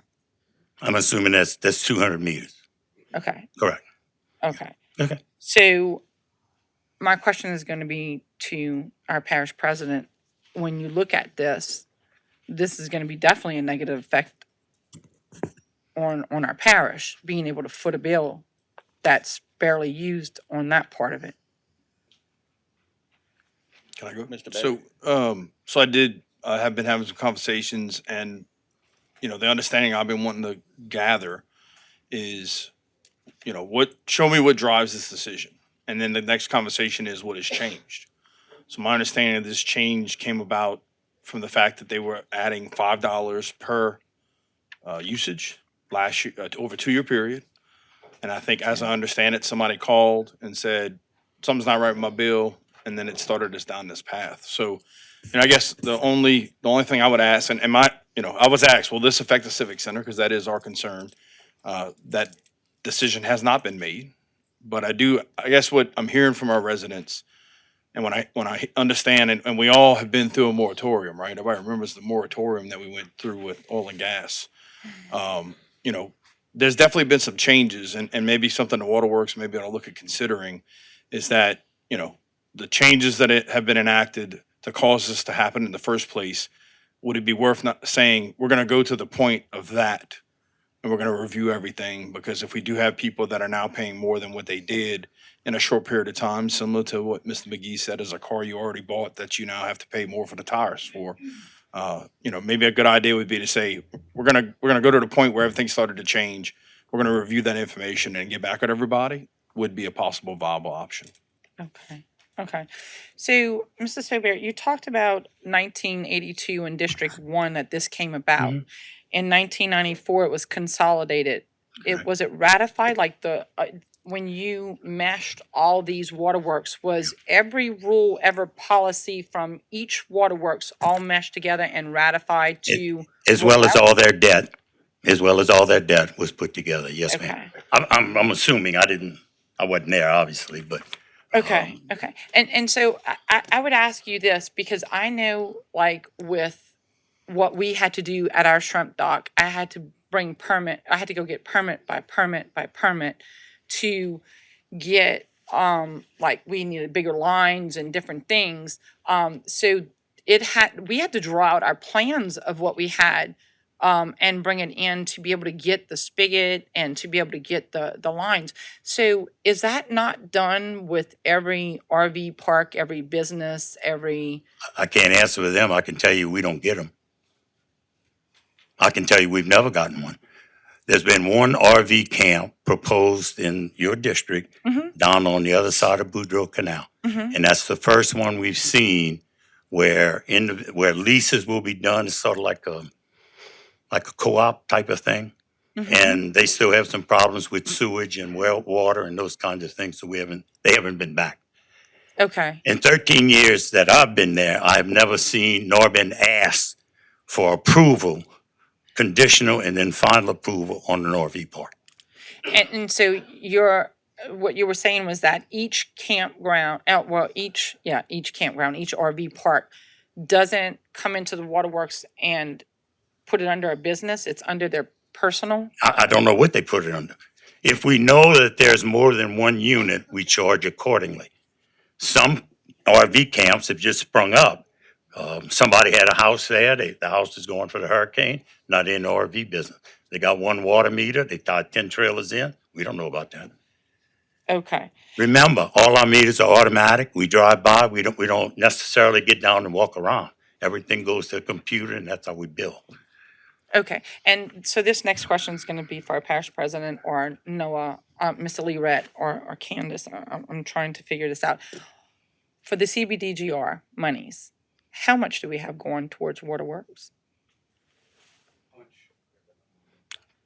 I can answer that if you want. We have two $5 million Yes, projects. 5 million. One being a water line that's going to the east side, and the other being a pump station upgrade to get more water into the north plant for Bayou Lafourche. Okay, okay. So my question would be this, and this is the last one that I'm gonna go on. What would be the harm of doing a moratorium until you figure out what you actually need to do and if this is something viable to go after, or if it's not in that part? So what would be the harm of placing a moratorium just for now until you gather the information needed to move forward? So we don't even have the term RV park in our regulations. It was put as trailer parks and mobile homes. Mhm. So the term RV doesn't exist. Correct? Mr. Fradius is alive and well with a good mind. Gee, Arthur, why didn't you put RV camps in there? They didn't have them then. It's 1982. That's the answer. I can't, I'm answering for him, okay? So as time went on and RV camps became more popular, it never made it into it. We weren't looking, I mean, we Right. kind of go on the honesty policy. And let me just tell you something too. This is not just waterworks. You got sewage involved, you got garbage cans involved, you got a lot of other stuff that goes on that water bill. So when a guy says I got a $100 water bill, chances are he might have a $20 or $25 water bill, a $20 sewer bill, an $8.50 garbage bill, a $1.50 mosquito abatement, a $1.25 for LA 125. There's a lot of stuff that goes on there. We bill for and we charge a fee for those billing and collections. Okay? We do, in that policy, it says hotels, motels. We don't charge hotels, motels. GPCG sewage does. Okay, so my question So right there through would us, be, we don't. are you moving forward to go after every spigot or a different thing? Because it does say institution, there are a lot of different names that it does That's correct. say. That's correct. Commercial, industrial, different things like that. So is that what Waterworks is planned to do? Go after each of those that are named? Because it's pretty specific. It's specifically vague, if I can say, because I would agree with you. it I have no says problems with that. certain words that can really pull in a lot. That's right. So I'm trying to figure, is that Ms. the Chauvin, I don't know direction? what we're doing. I don't know. I don't know. All I know is I'm going out and I'm starting to look at things. Okay. The question becomes, what is a unit? They refer to that as a unit. If I make a quick example, you have an apartment complex, has 100 apartments. Okay? Only has 1 meter, but it has 100 units. Okay? And in that article, it says whether occupied or not, we're to bill. Right. So we bill 100 minimum charges, whether there's people in it or not. Sewage is off of that billing that we do. They're billing 100 units times that. If they have regular kind of blue garbage cans or green garbage cans, Mr. Knockans here tonight, they take care of adding that to the bill. One unit, $8.50, we collect, and that's how it's done. The question is, when Ida came and GOSEP, the state, brought in all the pull-behind trailers, every one of those trailers paid a unit. Whether they went a big trailer park like 311 or in each individual house, because the feds came to us and said, we're putting it here. We put the unit on the bill. Okay? The mobile home parks, FEMA, same thing. They have 1 meter. They might have 100 trailer parks, 100 trailers. They're paying 100 times the minimum bill. $30 for commercial, $20 for residential. And then all of the other fees that go with it if they use those services. That's the way we bill. Okay, so And then that's what 1982 and 1994 told us to do.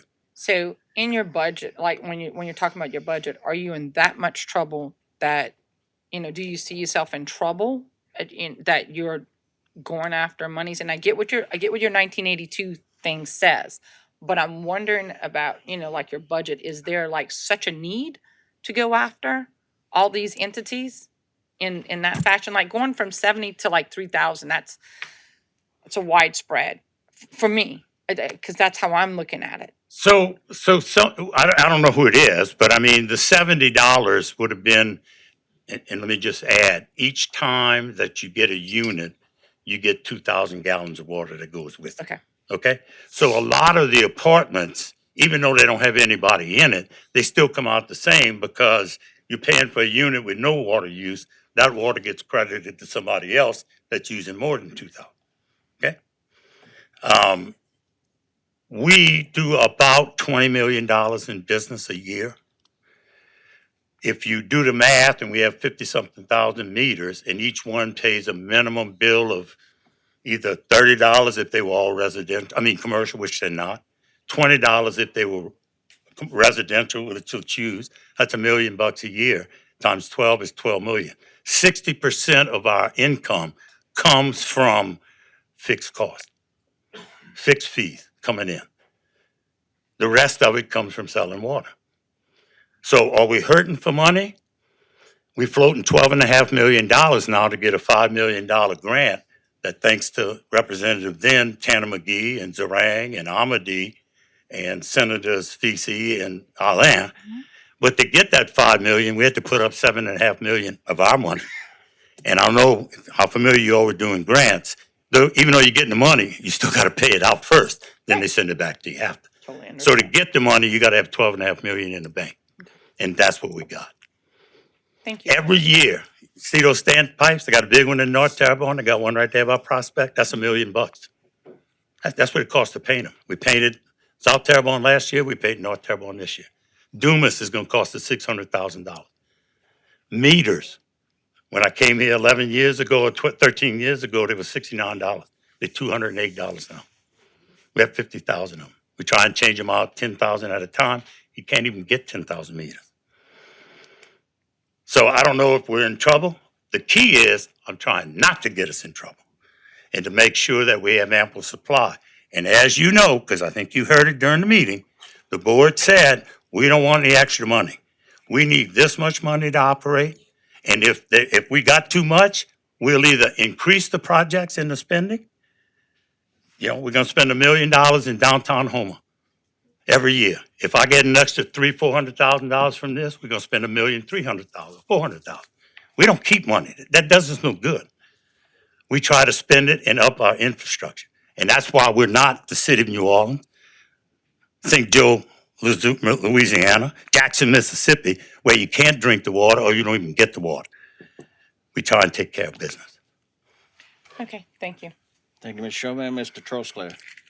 Yes, first of all, I'm gonna say that I'm the one that introduced the resolution. Sure. And I got a question for Mr. Pulaski. Chris, I know, we've had several here in the last, let's say, less than 10 years, several new campgrounds that came up in Terrebonne Parish, a couple of them in my district. Did they come, do you know off the top of your head, those guys came to your office and applied for permits for these campgrounds? So when someone comes to our office to apply for permits for an RV park, the first thing we usually tell them is, have you checked with the Department of Health? Because the Department of Health, depending upon the number of units on site, may require that they get or provide a service building. Bless you. So if they do, restrooms, showers, laundry services, Laundry that service, service yes. building, Okay. right? So if they do, if that site is in a special flood hazard area, then that service building has to be permitted, it has to be elevated, it's got to be ADA compliant. So we issue permits for that if it's required.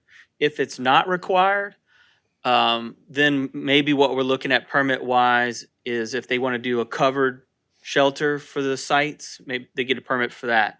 Or if they want to pour some sort of hard surface pad, they would have a permit for that. Or trade permits, for the utilities, whether it be plumbing or Right. or But electricity, what have you. utilities, they have to apply for a permit, Correct. okay? So when they apply for that permit, is it classified through the parish as an RV park? Or is it classified as something else? Well, in our permits, yes, it's an RV park, but in the trade permits, I'm not sure how that's going. Actually, I'm having a text message conversation with my permit staff as this conversation's Correct. happening. And as Mr. Stolberg mentioned earlier, and then I was gonna bring that up before you even said that. I read your 1982 and your 94 resolutions, and nowhere did it say RV parks. Now, if you notice, my resolution strictly Right. That's, oh, I agree. addresses RV Yes, sir. parks. I understand that. Okay, so, I have a difference of opinions between, and that's strictly my opinion, Mhm. but an RV park is a temporary dwelling place. It's not a permanent living area. A mobile home park, by definition, is a place where you park a mobile home and you live in it. An apartment complex is a place that you rent but RV parks by design are temporary parks for temporary deals. So to unless and look, I've camped all my life, and I've been to campgrounds. I've been to campgrounds in resort areas that you got to book a year in advance because they book year round. I've been camping in Cocodrie, where you go out there, you might be the only camper there for 2 weeks, 2 months, 3 months. I mean, realistically, in our area, a campground is seasonal with a 2.5 to 3 month season at best. The rest of the time, there ain't nobody there. So, I just think, by your statement, your resolutions are antiquated. They need to be updated. So my message and my request by my resolution is to let's back off. Let's redo your house. Get your stuff where you need your dollars and cents in place. Your resolution that definitely explains what an RV park is, what a mobile home park is, and the parameters that they have to operate under. Because I know for a fact that we have campgrounds in here that, I mean, their utilization rate may be 5%, 10%. Okay, and there's no way they can sustain it. These kind of additional charges that we throw it on them after the fact. Okay, we haven't been charging them. Some of them been there for 8, 10 years. Some less than that, maybe some more than that. I'm not sure, but now they've got their business plan is based on what they've been paying. That through no fault of their own, they didn't. Probably no fault of yours. But how do we logistically and realistically, with a good conscience, throw this on them just because we can? Because the ordinance is so vague, And it leaves a lot to determination, and it depends on who's reading, who's determining it. So, you know, we amend ordinance up here every week, you know? We do that all the time. There's no reason that I can see that you wouldn't, or the waterworks, I'm not addressing you personally. No, I but the realize that. waterworks would not want to do the same thing. Let's look at, we got a lot of flaws in our system. Let's fix the flaws, and then let's go back and put an equitable system across the board. We use the AS400 that the parish runs, okay? And so to do anything out of that computer, you have to have things coded right. And so we didn't code units because we didn't know they were units. Well, you don't have any system to do with it. I That's mean, exactly so right. you So can't that's call why I'm it RV asking you, if Park these because it's people not there. got all this, why don't you give me your name and number and an address? I would and be I'll re- send the people out and go look and we'll verify. I'd be reluctant to give it to you, knowing the next month I'm gonna have a 10-ton But water bill. I wouldn't that's a tell heck you of a either. note, Mr. Trostclair. I promise you, No I wouldn't. offense. I wouldn't either. Not knowing that you're gonna jack my bill up when I've been having this campground for 20 years and you haven't jacked it up before. Because you didn't tell us you were there. You didn't. What happened to the owner that should say, hey, I'm going, like Mr. Pulaski said, I want to build an RV Hold park? up. Did you know that I wasn't paying? No. I didn't know I wasn't paying you the right amount either. Well, that's fine. But if you put it in a business name, or if you would have put it and told us that there's 2 units, Well, you just said you know what businesses are. Businesses got names all over the place. the meters are in personal names. When I went to the Board of Health and said, tell me where all the sewage bills are, or sewage treatment plants are, they said, give me a name. Shit, I can't give you a name. I don't know the guy's name. I can tell you where it's at. I said, well, we file by names. Okay, thank you very much. Well, like I said, I'm asking you guys to just And the kinda board, I think, look back correct at me it. if I'm wrong, the board said that we would do that. The Board of Commissioners said that they would do that. I would, that's all I'm asking. And that's I'm fine. sure that's what these guys are asking too. Let's That's just fine. hold off. That's Let's fine. not charge anybody until we get everything laid out into, No. We won't charge, as Mr. Norman, our attorney says, we put the pause button on it. When Right. that night came, nothing going forward will be added. What was there is there. The M rate is 60% of our gross income. That's fixed fees. When you say don't apply the M rate, that's no apartments, that's no campgrounds, and no trailer parks. That's not, I don't think, what you want. We don't even know what an RV is. We haven't defined that yet. And so going forward, nobody's got an extra charge. well, you've increased in the last 2 months, you've increased some people's, are you gonna retract those? No. August the 19th is the date that this started. And the board said from that time forward, just pause it. Let's look at what we got. Let's redefine some things. Let's look at the money and let's see where we're at and what we need. And we will put forth a rate plan that takes care of that. That's what you asked. I think that's what you're asking us to do. A moratorium, by definition I looked up, stop doing it altogether. We're not doing that. I'm asking you to pause, and anything that you changed in the last couple months, No, I think you need to go back on that. each to their own. And that's, and also, Mr. Chair, we've allowed Mr. Sobear a real extended period of time. And I'd like to offer that to the speakers that were previous to him, extra time to come back and speak again. Because we didn't time Mr. Sobear. All right, it's a question. Mr. Sobear is answering everybody's questions. Well, we stopped the other guys at 3 minutes, whether we're asking questions or not. He came up and he made a statement at the request of a council member. So he basically had his few minutes. But let's get back to that because we still have some more lights. So if you're gonna hold it against me, You you done want to for say an now? answer, or can I go sit down? You done for now? I'm done, thank you. Mr. Wazan? Thank you, Mr. Chair. Good evening, Mr. Hey, Sobear. Mr. Quasi. Is there any legal ramifications for doing this? Has that been looked at by legal and everything? On the up I'm and gonna up? ask Tonto to come up, Mr. David Norman, our attorney. I don't legal, he don't But engineer. I'm gonna have one for you That's too. okay, I'll stand right here. As everybody has said tonight, Mr. Sober included Dave Norman, 201 Rue Baudin, Thibodaux, Louisiana. This is an issue that's just come up. It's new. We're dealing with old 1982 and 1994 memoranda. So things need to be updated. And I would zoom out and say whoever drafted the resolution did a good job of walking the line between this council and its job and the Waterworks Board's job. Because as y'all probably know, the Waterworks business is exclusively water and y'all create the water district. So whoever drafted the resolution did a good job. Y'all are recommending, y'all are requesting us to do certain things. So there's no problem with that. But let us do our job is what Mr. Sober is saying. Let us go back and look at this. The board on the record said it would do it. We're gonna do it.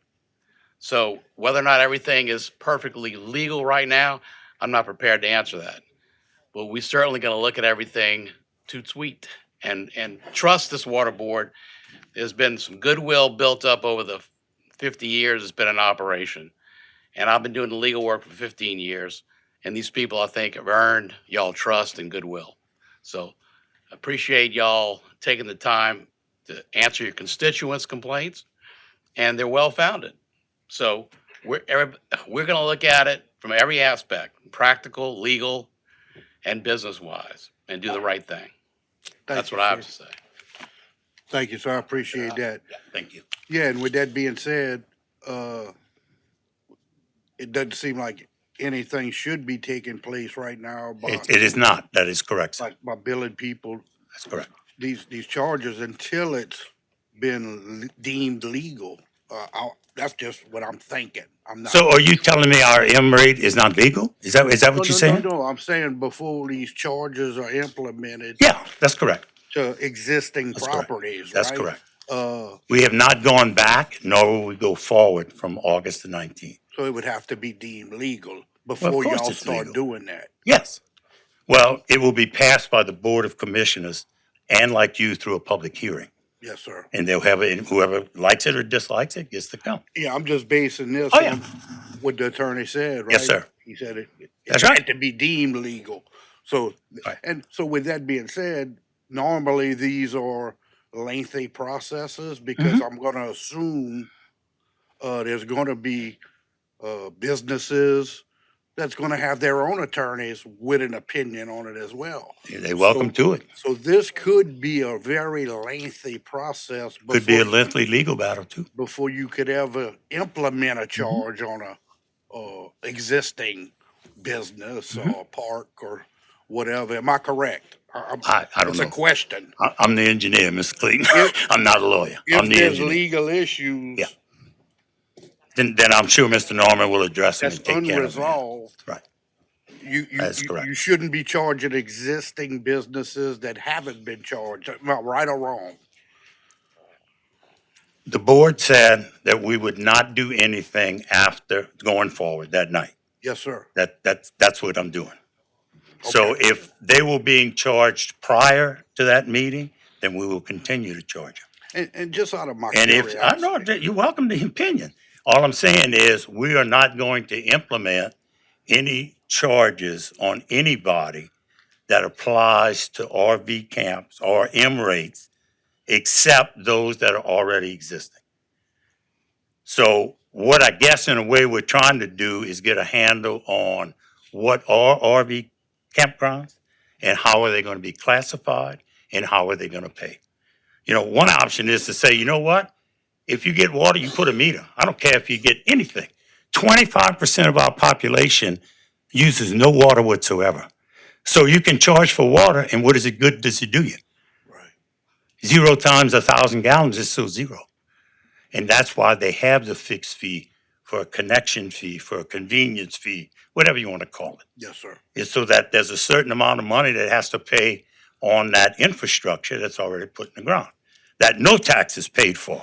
Selling water paid for it, and selling convenience paid for it. And just out of curiosity, what is, what is the average cost of a meter and installation? Average? We charge right at $1,000 for the meter box, the meter, and, you know, the ancillary products that go with it. A tap on the main line, busting cement if you gotta do that, whatever it is. For a regular 3/4 inch meter, residential And meter. that's what y'all charge the resident? Yes, sir. Or the owner? Yeah, yeah. Okay, Now, the bigger meters cost more because there's usually more work and the meter itself costs a lot more. okay. And I'm assuming there's a lot of maintenance involved with these meters or something? They're all electronic. The battery life is between 8 and 10 years, so we try to change that portion out once every 10 years to try and keep them fresh. Meters, because of the way they're made from friction, never go faster. They'll never charge you for more. They'll only charge you for less because of the wear. A good friend of mine that runs Lake Charles Water, changed all their meters last year, 35,000 of them. And, you know, it's a maintenance deal. We choose every 10 years to just change them out. Last 3 years, we couldn't get more than 3,000 meters total. So we're already, 15,000 meters down. Yeah, yeah. Behind. I don't think I don't think the moratorium is really gonna affect y'all in any way because I think you're gonna have your own moratorium in-house. That's is it. what I'm That's thinking. exactly right. Yeah. But, yeah, so I wouldn't sweat it. Mhm. Thank you so much. Thank you. Welcome. Mr. Champagne? Yes, thank you, Mr. Chair. Thank you for being here today. I guess my question is if you don't have a true definition of what an RV, and how it, the implications with your M code, how you could continue to charge some people and not, and so I'm just making a statement. Well, I don't I have even- no problem. We can Yeah, disconnect them today So- or tomorrow if we can find them, and then you won't have that problem. Let me finish. So I'm just saying that I'm not an attorney, and I hope to be a recovering politician like Tanner one day, but, it just seems like to me, maybe we need to adjust the moratorium to say that any RV parks should be stopped until they define what an RV park is and how it implies to the billing, because you're charging some people and not others. So I just have that question. I don't know, and maybe Dave, Mr. Norman could answer that. The ultimate goal, excuse me. The ultimate legal goal makes sense from a practical standpoint too, and that is to treat all similarly situated people the same. So, right now, we may not be there, we're gonna get there. And just like it's no defense in a speeding ticket to tell an officer 15 other people were speeding. Right. That doesn't exonerate the speeder. So we're gonna fix this. It's gonna be done in an equal, fair, completely across the board, open system, and we'll get it done. Yeah. So in the meantime, it's not gonna take months or years. Litigation over this wouldn't take that long. We can expedite things if it comes to that. But so the goal, if people are similarly situated and they're not treated right, that's not right. We're going to make it right. Sooner the better. And that's what the board told us to do, and that's what we're going to do. Staff and legal are going to recommend options to make things fair, equal, and still make money. Thank you, Mr. Norman. Thank you. Mr. Harding? Finally, this is the point where we're at. Similar to the recreation districts, we really make appointments over here. But the most important thing that I've heard here, they are willing to work. I think I'm supporting Mr. Trusclair, what he has before us, because he's actually supporting the citizens. He's also supporting the right thing to do. And that's the best thing that I've heard out of all the conversation that we had. When I was at the meeting, you said you're willing to work. It's the fact, it's unfortunate that as of August 19th, somebody got some bills. That person will continue to get that particular bill. That's correct. Right. But then basically what you're saying now, everything is frozen. All That's right. right. So that means also, and this is where kind of similar to what Kevin is asking. That also means that no more RVs can be put there. Have you made any provisions for if someone new comes in and we get a permit for everything? We have changed our sign up for meters. We ask a lot more questions now, and we're gonna know what you're doing with that water meter. And Okay. if you say one thing and you don't, our attorney says that's fraud, and we will disconnect you on the spot. Okay. So if you're gonna get a single meter for one unit, and you got three, and we find you, we'll disconnect you. Yeah. And I want to be clarified about Sure. something here also. 16.9 ounces of water. Correct. You can have a price for 16.9 ounces of water Mhm. plus the writing. It's almost like when you go to potato chip bag. You know what I mean? It costs more for the potato chip bag than the potato chips. Okay. So it's kind of difficult to understand how everything is going and you got water going out. It's kind of difficult. There's no meter gauging how much water you actually having going out. Sure. You mean from our plants and all? Right. Yeah, we know how much water's going All out. right. So it kind of, well, I know we don't have nothing. It just kind of got to me. Whereas I'm trying to figure out X amount of dollars, X amount of ounces makes Sure. cost so much money. Mhm. All right. And it should be, $1.30 1,000 gallon is what our production cost is. so it shouldn't be that much variation in the cost. I'm sorry, Mr. Harding, I don't follow you. 16.9 gallons of ounces of water in Mississippi and 16.9 ounces of water in Louisiana. They cost the same thing. If you distribute it over here at an RV park, a motel, a hotel at 130, whatever you say it is. Well, that's the production cost. We don't sell it cost. Well, what I'm saying is there shouldn't be that much variation. If they're using the water, number one, they got to pay for it. Right. All right. Number two, it shouldn't be that much variations in the water because we're charging so much per ounce, per gallon, per whatever. But that doesn't cover the cost of getting the water to you, through the meter. You know, we have fixed, if you don't open waterworks tomorrow, if we shut the doors tonight, we lock it up, don't ever come back, it costs so much to just have that building there and all the fixed costs associated with our utilities. And rate schedules are set based on covering your fixed costs and certainly covering all your variable costs. Ms. Candace can agree or disagree with me, but that's the way rates are set. We're the same way. But when there's an M1 standard for AWWA that you go by, which we're going to get a rate study in pretty good anytime now. The point is that it takes money to operate and to keep operating. And so we don't know how much pipes are going to break tomorrow. You know, you had an 18-wheeler with a drag line fall through a street yesterday. We didn't plan on that. Well, you know, and really, I just want to make a short point because I think I don't we've understand really it. been at it. Steve have made a good point. I think y'all going down the right road is unfortunate. That's the one I feel for the person that got the elevated bill. Not a problem. But as long as there's a promise, because we have very little jurisdiction other than appointing those people to the board. Correct. That's why it's important. Nothing against those guys in the waterworks. It's important. People when they serve on these boards. They have a passion for the people. Yep. Thank you. Thank you. Mr. Bergeron.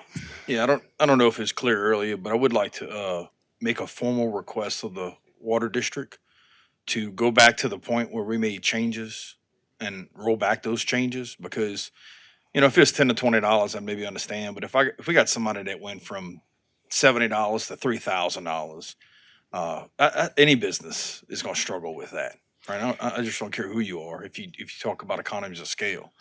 And so the parish is willing to do, talking with our communications department, any report we have to create or run or whatever we can do to assist to get the data out of the S400.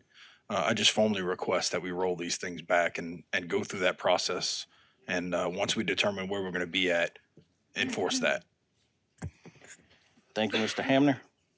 Yeah, Hi, Mike. Hey, Nice seeing Stan, you how you again. doing? Thank you for being on the hot seat tonight. Not a problem. I Actually, I'm appreciate it. It's standing, but fun, that's huh? okay. Go ahead. It's Yeah, fun to be up there yeah, on the hot yeah. seat. So let's see, we've been without water. We've had Naglaria Fowlery. We have salt water. So when's it going to get hot? But anyway, on the same lines as what Mr. Bergeron was saying about pushing it back. You said you put the your board put the moratorium on August 19th going forward. How many people before August 19th received an increase in their bill because of this action? I don't know, Mr. You Hammond. don't know a I lot know, tonight, I Mr. know at least Sorber, and that's one. I that know bothers me because you're one of the smartest men I know, and I've heard you say I don't know a lot. What are you going to use the money for that you What are we collect on all using of money this? for? Yeah, what's the Okay. plan for it? Yeah, I mean, we have all that's in the engineering report. You Like I do? said, Where is that it's in engineering an report? engineering report. It's on our website. You can find it there. Okay, I'm gonna go look for it. Sure, do that, please. No, I'm not trying to be No. confrontational, Hey, but you know, I'm here answering uh, your questions. That's what I'm trying to do. but yeah, yeah, and I'm not gonna make the request as a council member to look at pushing that date before August 19th, but I am gonna call my District 6 Waterworks representative as a citizen, and just like people do, and I'm gonna ask him if he will return my call. Mr. Charles Brown, he'll call you back. He will? Yes. Hadn't yet. And I was a little I'll busy. place the call for him. He'll Okay. call you back. But, I'm gonna ask him to help me as a citizen through, just like my constituents asked me to help them.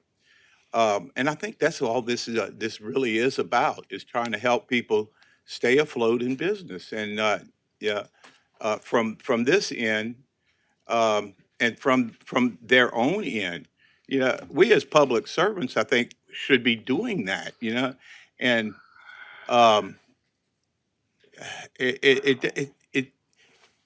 it doesn't make a lot of sense to me anymore. That morning I called you up at your office, you answered those questions. I said, "Phew, we talked for about an hour and Sure 20 did. something minutes, and it all made perfectly sense.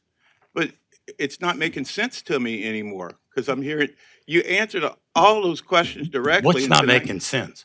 If I'm sorry, I just want Some, I'm missing something. What's not making sense? uh, That I don't know where all the projects are? I mean, I can name some for you if you well, like. no, And how much yeah, they I guess cost. I'm babbling on, but uh,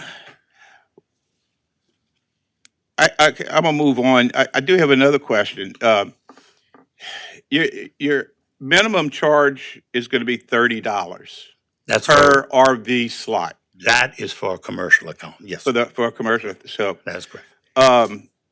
so if a person has 60 slots, they're going to be paying $1,800 a month. Yes, sir. But with that, each of those $30 charges, they'll be getting 2,000 gallons of water. That is correct. Yes, sir. That's a lot of toilet flushing to catch up to 2,000, isn't it? I don't know. You'd have to ask apartment owners or somebody like that.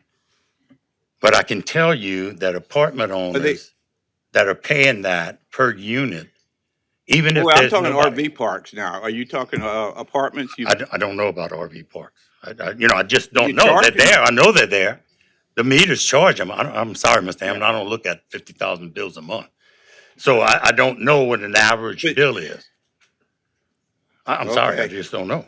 You don't know? Okay. Thank you. Yes, I have a question for Mr. McGee.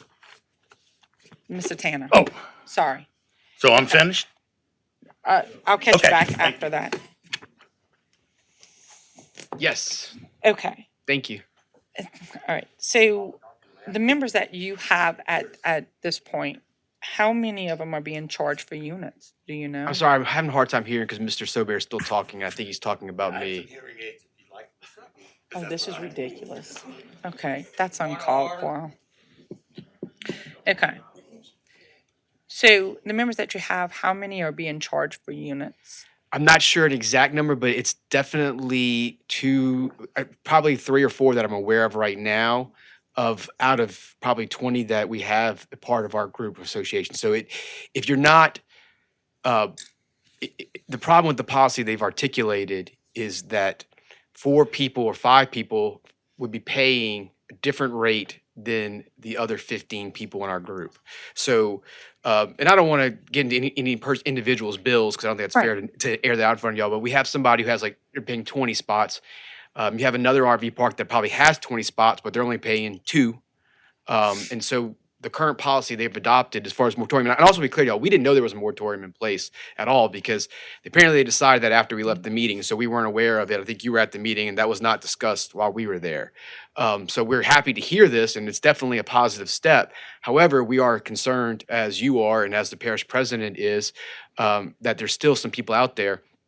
We do have a group from out of the parish, and I'm gonna be frankly honest with this group, and I think was the most disturbing thing I heard, which is they've been doing this for 10 years, paying more than the other RV parks, and they thought they were getting an out-of-town rate.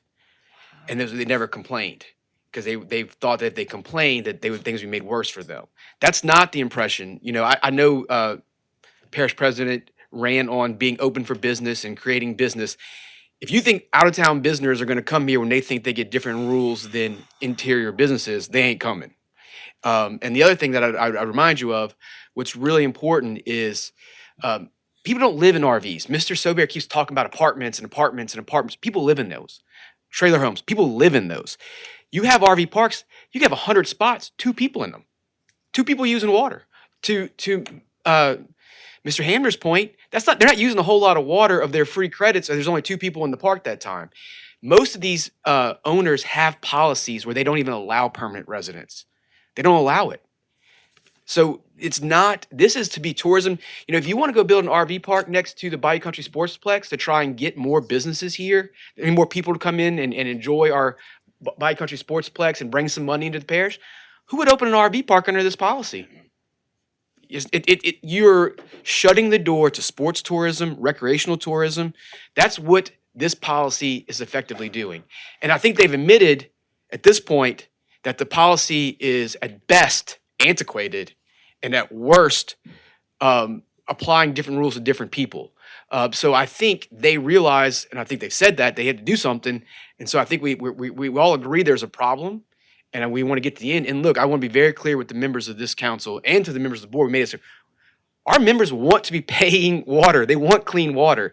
They just want to be paying their fair share of that water. That's it. Nothing more, nothing less. But they do feel like, and I think Mr. Sobear has intimated it, that 60% is not being paid by usage, 60% is being paid by fee. So that means that my members and businesses across the parish are likely paying more than their fair share at this moment. If you do the math on it, it means 40% is usage, 60% is fee. Then people who are not using water are paying it. And then Mr. Sobear said that 25% of the population doesn't use water at all. I don't even understand how you come up with that number. As far as I know, water is essential to drinking. Maybe they're paying in bottled water, but then it's definitely essential for showering. I mean, I guess they're using it from wells. I guess that's what he's trying to say. They don't use it from them. I don't know. But I guess we're gonna have a lot less people using water if we keep going down this path of basically fee for service without attached to any usage rate. Okay. Okay, the other thing that, and I would say that this was kind of put off by it, is that I looked at the Waterworks website and they have meter fees and capacities, but there's no M rate for the meter fees. And also there was no way for me to reach the person that sits on the board. Like I had to literally go and try and find who that person was, what their phone number was, how to get in touch with them. That's a little disturbing for me because I would think that we want everybody to have access to that. So I don't know if you really realize that, but now that you do, maybe we can, put that up on the website for that. But that was my question as a whole. look at this more than just RV parks. I really look at as a business front, that it's worrisome for me, because it was admitted that they're not charging on hotel motels at this point, but we're going back to do RVs. And so, and I don't remember that night to say that there was a moratorium. They did say that they would look into it, but I don't remember anybody mentioning moratorium on any of that. There was something that said that they would look into it. Our memories are the same, and so I don't remember anything being said about doing more time. I heard that we'd look into it, give us some time, that kind of Yes. stuff. And so we had no comfort level leading the meeting that next month they're not going to be collecting this and not going out. And right now, it's totally up to the will and interpretation of the waterworks director of what he thinks commercial applies to. I mean, I think everybody should understand that this is not something set in stone. Admittedly, RV parks on a list of things that are similar to RV parks is not included in the actual policy that they have. And so they've extended it to RV parks by their own fiat. And so this is like if you're trying to solve a $3 million tax problem, like the parish president alluded to earlier, the parish president decided that people with chimneys, and you have more than one chimney, that you qualify under a double tax. I mean, we're basically making rule interpretations on the fly with no definition of units. We've already heard that. With no definition of RVs. These are all a host of legal issues that I alluded to that need to be addressed. So my next question is this: when you're looking at, and maybe they might know this, so every unit is going to have a meter? That's not how it is now and currently. Right now, a unit is just a hookup to water. That's what they determined a unit to be without a definition. If you have a hookup for water, then that's a unit. Okay, I was just wondering Spigot. if like any of your members had to obtain like new meters per They each have not, unit. but that would be the only way I think. I don't know. That you could go about making it fair and equitable to try and to get around the system they put in place. That if you have just a mere hookup. Okay, thank you. Thank you, Mr. Babin? Yeah, just quickly, tonight on both sides, there's points taken. I was not at the meeting, but Mr. Sobek got up here and Mr. McGee's kind of alluding to that right now. We can use the term moratorium, whatever they want to call it. They're stopping it from here going forward, or from that point going forward. Admittedly, they don't know how many people were charged before. We as a board don't have any authority to tell them what to do, but we're asking them to pause, and they are. I think they also need to take a look at the people who have been affected. Those 10, 20 people, I don't know what it is. In the scope of the Waterworks District, that's a small percentage. But in their scope, it's a big percentage. If what we're hearing tonight is somebody goes from $70 to $3,000, it would put me out of business, okay? So all I'm asking, again, we cannot tell anybody what to do. All I'm asking is that when you start looking at this, look at how much money this has created a problem for and see if that's really worth it in the end result, okay? I'm not saying that you have to give the money back to those people, but I think that I feel if you're stopping anything forward, you ought to stop theirs as well. right? And Mr. Babin, I want to reiterate. My clients, they just want a fair shake and they want to participate. They want to work with the water district to come to an equitable illusion in good faith. There's no desire to get adversarial or ugly or anything like that. We want to be good partners at the end of the day. Again, we have a great water system and we want it to continue. Absolutely. But there is a select few people that have been affected by this, and that's the ones that we're here belaboring this issue, which is a good issue. I don't mean it. We'll stay until midnight if we have to. But again, we're only asking these things. We cannot dictate or mandate that any of this stuff is done. And Mr. Chairman, did you get the other, thank you, Mr. McGee, did you get the other card that was left? All right, thank you. Thank you, Mr. Babin. So we had another speaker card that was overlooked. So Mr. Tim Fungi, if you would come up to the podium. If you still wish to speak, sir, Yes, sir. State your name and address for the record. Tim Fungi, 397 Tulip Drive. I just want to tell you that it affects a lot of people outside the levee system, in the levee system. It brings a lot of tax dollars. It brings Academy. It brings Walmart. Everybody that comes to our marina is all spending gas money, clothes, fuel, everything. So I don't know the budget. You're saying we got $3 million. I can't approve $3 million. But every little RV park pushes people. It's tourism. It's not penny pinches. You know, some people can't afford a Snickers board down the bar right now, much less another $30 water bill. I'm asking for your help. Thanks. Thank you, Mr. Fungi. All right, so we have a motion and a second before us. Members, vote your machines.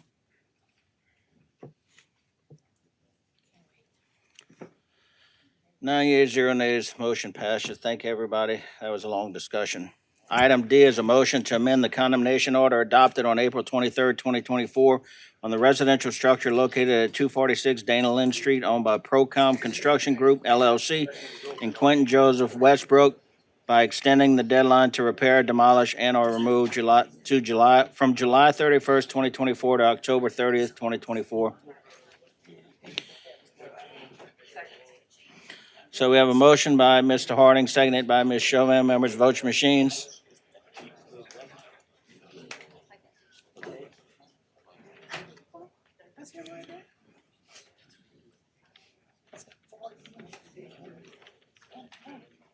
Nine yeas, 0 nays, motion passes. I'm gonna pause for just a moment while the audience leaves.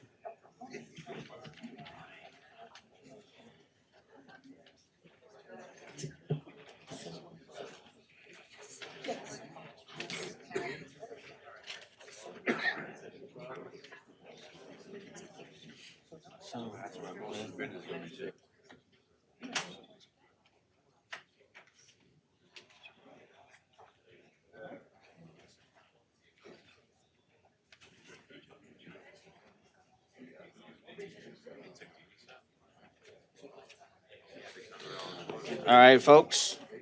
Item 2, public wishing to address the council. A, in accordance with section 2-07E of the Terrebonne Parish Home Rule Charter, the public will be heard and can speak for 3 minutes on any matter related to parish government without discussion or questions and answers on non-agenda item. I have one speaker card. Mr. Wilford Nels? Yes, Mr. Wilford Nels. Please state your name and address for the record when you come up, sir. Good evening. Good evening.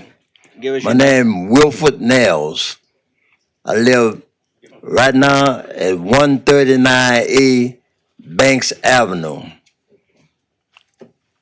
So the problem is I moved there. I was living at 188 Ackland Avenue and I moved to 139A Banks Avenue.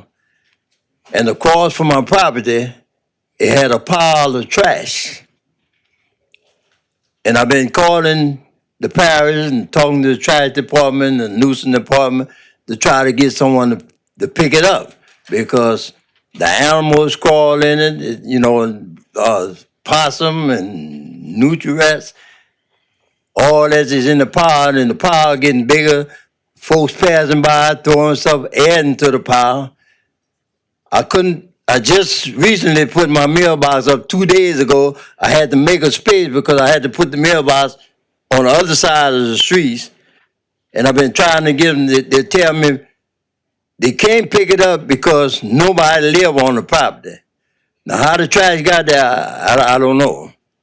But I'm asking that y'all would send someone to pick that trash up because it's a nuisance across from my home. I just moved there and it's just a nuisance for to wake up every morning and see that. Sometimes I have to go with my wife to protect her because the animal be, running around and I don't want nothing to happen to her.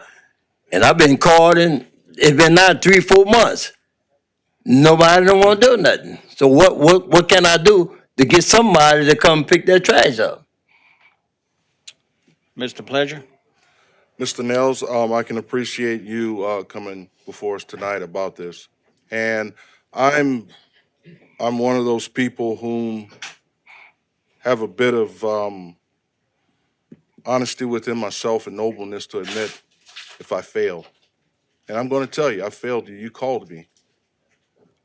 You did call me, and I didn't follow through in what you asked after I shared with you that the parish can't pick the trash up because of they have to have open utilities, I think it is, in order and be less than 15 cubic yards. I should have pushed a little harder, but I failed you on that. And I assure you, I'll make sure that property owner whom lives in New Orleans, I think it is, the responsible party where the mail goes to. Make sure. Excuse me? Why don't you and I go pick up the trash?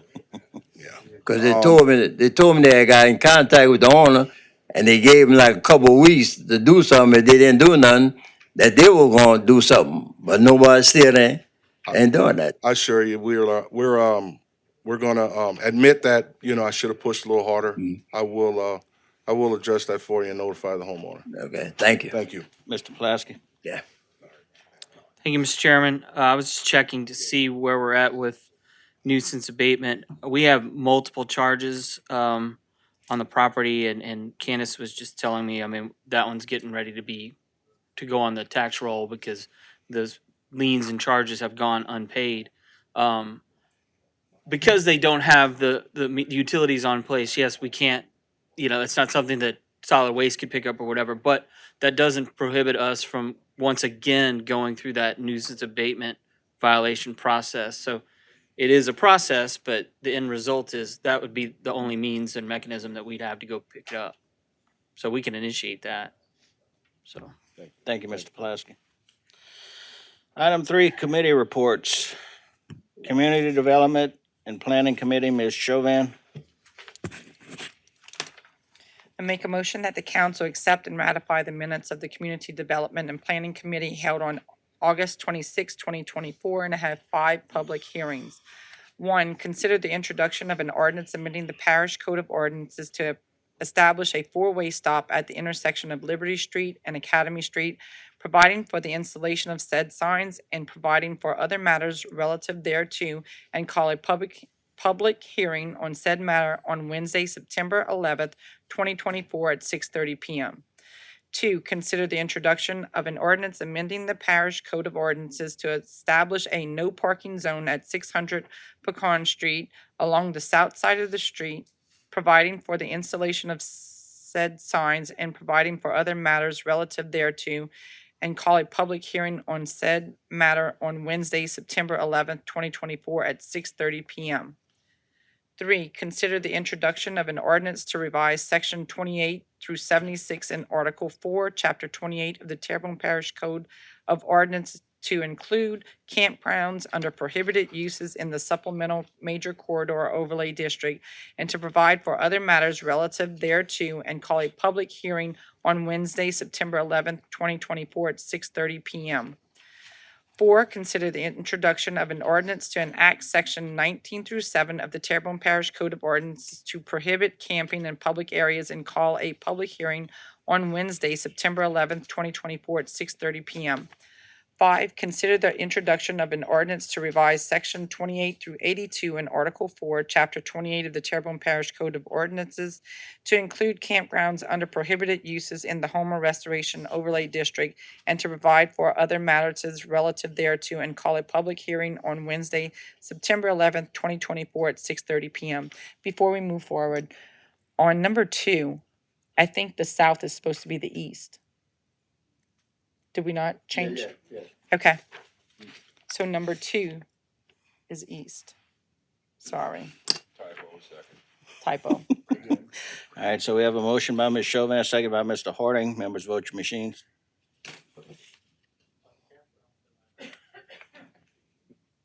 Nine yeas, 0 nays.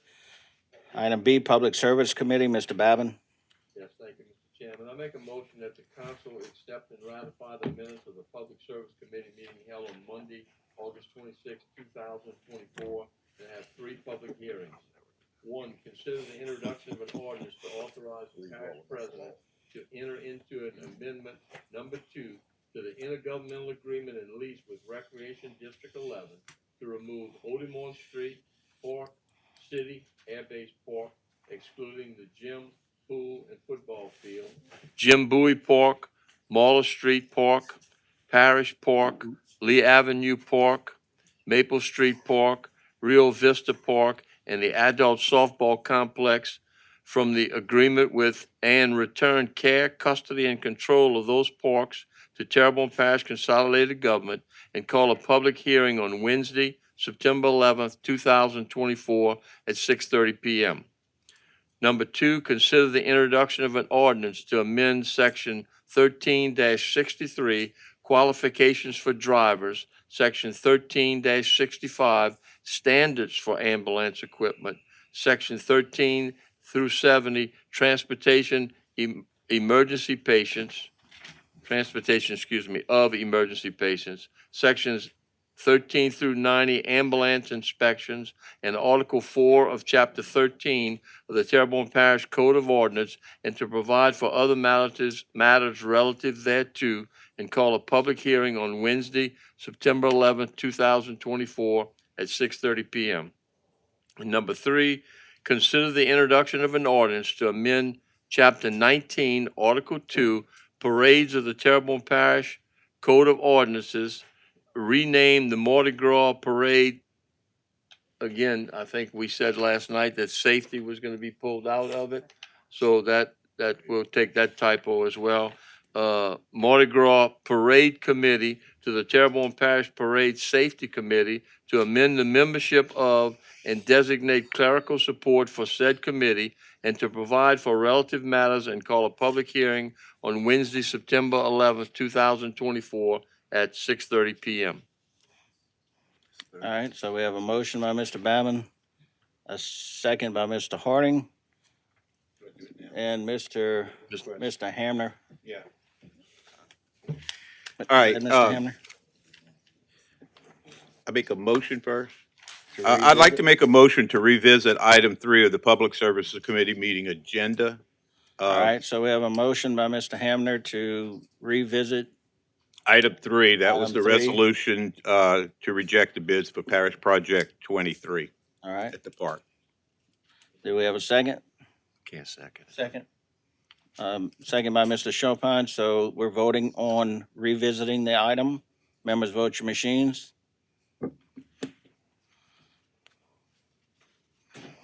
9 yeas, 0 nays. Go ahead, Mr. Hamner. Okay, I'd like to make a substitute motion to adopt the resolution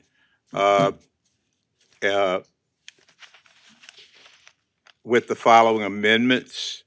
That amendment would be to change the second whereas to Terrebonne Parish Consolidated Government has determined to substantially change the scope of the project. Everything else would be the same. All right. I can read the so- whole thing. It's very short if you want me to. Go ahead. All right, you want me, okay. The whole resolution would be to whereas bids have been received for the parish project number 23 Park-46 Bayou Country Sports Park, Limestone Parking Lot by the Terrebonne Parish Consolidated Government. And it would change to whereas Terrebonne Parish Consolidated Government has determined to substantially change the scope of the project, and whereas the parish administration has recommended all bids received be for project park number 23-46 Bayou Country Sports Park be rejected. Okay. And legal did help me write this. All right, so Mr. Hamner puts out a motion to amend that line item. Mr. Champagne seconds the motion. Members, vote your machines.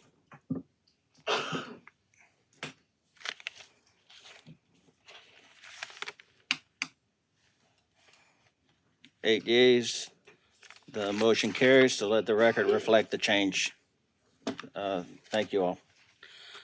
Our next is Budget and Finance Committee, Mr. Pledger. Thank you, Mr. Chairman. Make a motion that the council accept and ratify the minutes of the Budget and Finance Committee held on August 26, 2024. And I have one public hearing. Consider the introduction of an ordinance to amend the 2024 adopted operating budget and 5-year capital outlay budget of the Terrebonne Parish Consolidated Government for the following items and to provide for related matters. Item number 1, Houma Police Department, $3,841. Item number 2, General Fund, $15,000. Item number 3, Restore Act Hollywood Road Bridge Extension, $302,923. Item number 4, Louisiana Commission on Law Enforcement Grant Award, $11,569. Item number 5, Emergency Preparedness Department dash EMPG, $58,078, and calling a public hearing on said matter on Wednesday, September the 11th, 2024, at 6:30 p.m. We have a motion by Mr. Pleasure, second by Ms. Chauvin. Members vote your machines. 9 yeas, 0 nays, motion carries. Item D, Policy, Procedure, and Legal Committee. Mr. Hamner, Thank you, Mr. Chairman. turn on your mic, sir. There you go. I make the motion that the council accept and ratify the minutes of the Policy, Procedures, and Legal Committee held on August 26, 2024. I have no public hearings. We have a motion by Mr. Hamner, second by Mr. Harding. Members vote your machines.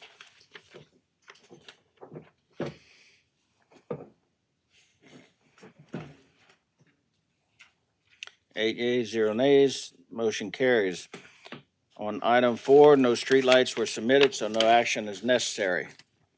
Item 5, appointments to various boards, committees, and commissions. A is Veterans Memorial District Board, 2 expiring terms on 9/17/24, 1 representing the Military Museum and 1 representing the Legislative Delegation South, and 2 vacancies due to resignations, 1 representing the parish president south of the Intracoastal, and 1 representing the Vietnam Veterans of America. Mr. Michael W. Sears, representing the Vietnam veteran, submits an application and resume for consideration. So we have a motion by Mr. Harding to open, close, and appoint Mr. Sears and hold the rest, second by Mr. Babin. Members vote your machines. 8 yeas, 1 abstention. Item 6, vacancies to various boards, committees, and commissions. A, Recreation District Number 2-3 Board, 1 expired term. Coteau Fire Protection District Board, 1 expired term. Children and Youth Services Board, 3 expired terms, each representing one of the following: Bayou Area Children Foundation, Gulf Coast Teaching and Family Services, and Houma Police Department. Downtown Development Corporation, 3 expired terms, each representing the following entities: 1 representing the Parish Council, 1 representing the Historical Society, and 1 representing Downtown Merchants. Municipal Civil Service Board, 1 expired term representing the council and 1 vacancy due to resignation representing the council nominated by Nicholls State University. South Central Human Services Authority, 2 expired terms. Terrebonne Parish Tree Board, 1 expired term and 1 vacancy due to resignation. Veterans Memorial District Board, 2 expired terms on 9/17/24, 1 representing the Military Museum and 1 representing Legislative Delegation South, and 1 vacancy due to the resignation representing the parish president south of the Intercoastal. TITA, 4 expired terms on 9/9/24, each representing one of the following: Chamber of Commerce, SCIA, Terrebonne Parish Council, and the parish president. Item 7 is announcements. Mr. Parish President, you have any announcements? Yes, Vic, give me 1 second. Caught me off guard. Caught you sleeping, huh? Yes, well. I'm right there with you. All right. So Thursday, August 29th, at the Civic Center, starting at 9 a.m., is the Bayou Business Summit. A lot of great conversations about businesses and economic development. Saturday, August 31st, is a ribbon cutting for Rod's Appliances at 11 o'clock at Rod's on Barrow Street. September 7th, Saturday, Market at the Marina, 8 a.m. to 12 p.m. at the Marina. Saturday, September 7th, the Craftin' Cajuns, Cajun Craft Show at 9 a.m. at the Civic Center. And at Sunday, September 8th, at the Patriotic Concert at 3 p.m. at the Regional Military Museum. Thank you. Thank you, sir. Ms. Chauvin. I just have one for District 8 residents over 65. If you're 65 years or older and reside in District 8, you may be eligible to freeze your property taxes. To learn more about the requirements and ensure you benefit from this opportunity, please reach out to me directly, and I will help you with that. Thank you. Thank you, Ms. Chauvin. Mr. Babin. Yeah, thank you, Mr. Chairman. Tomorrow is the 3rd anniversary of Hurricane Ida. And I'd like for us to all keep in our thoughts and prayers the people who are still suffering from that devastating hurricane that happened 3 years ago. and this government is still suffering from it. So, again, let's keep those people in our thoughts and prayers. Thank you. Thank you, Mr. Babin, and I just want to say, and I know a lot of them have left already, but I want to thank the administrative staff for coming out and showing their pretty faces. It's always good to see. I mean, we see these mugs right here in front of us all the time, but it's good to see some of the other people that are out there working hard for our parish. With that, we have a motion to adjourn by Ms. Chauvin, seconded by Mr. Pleasure. Members, vote your machines, and everybody have a good night.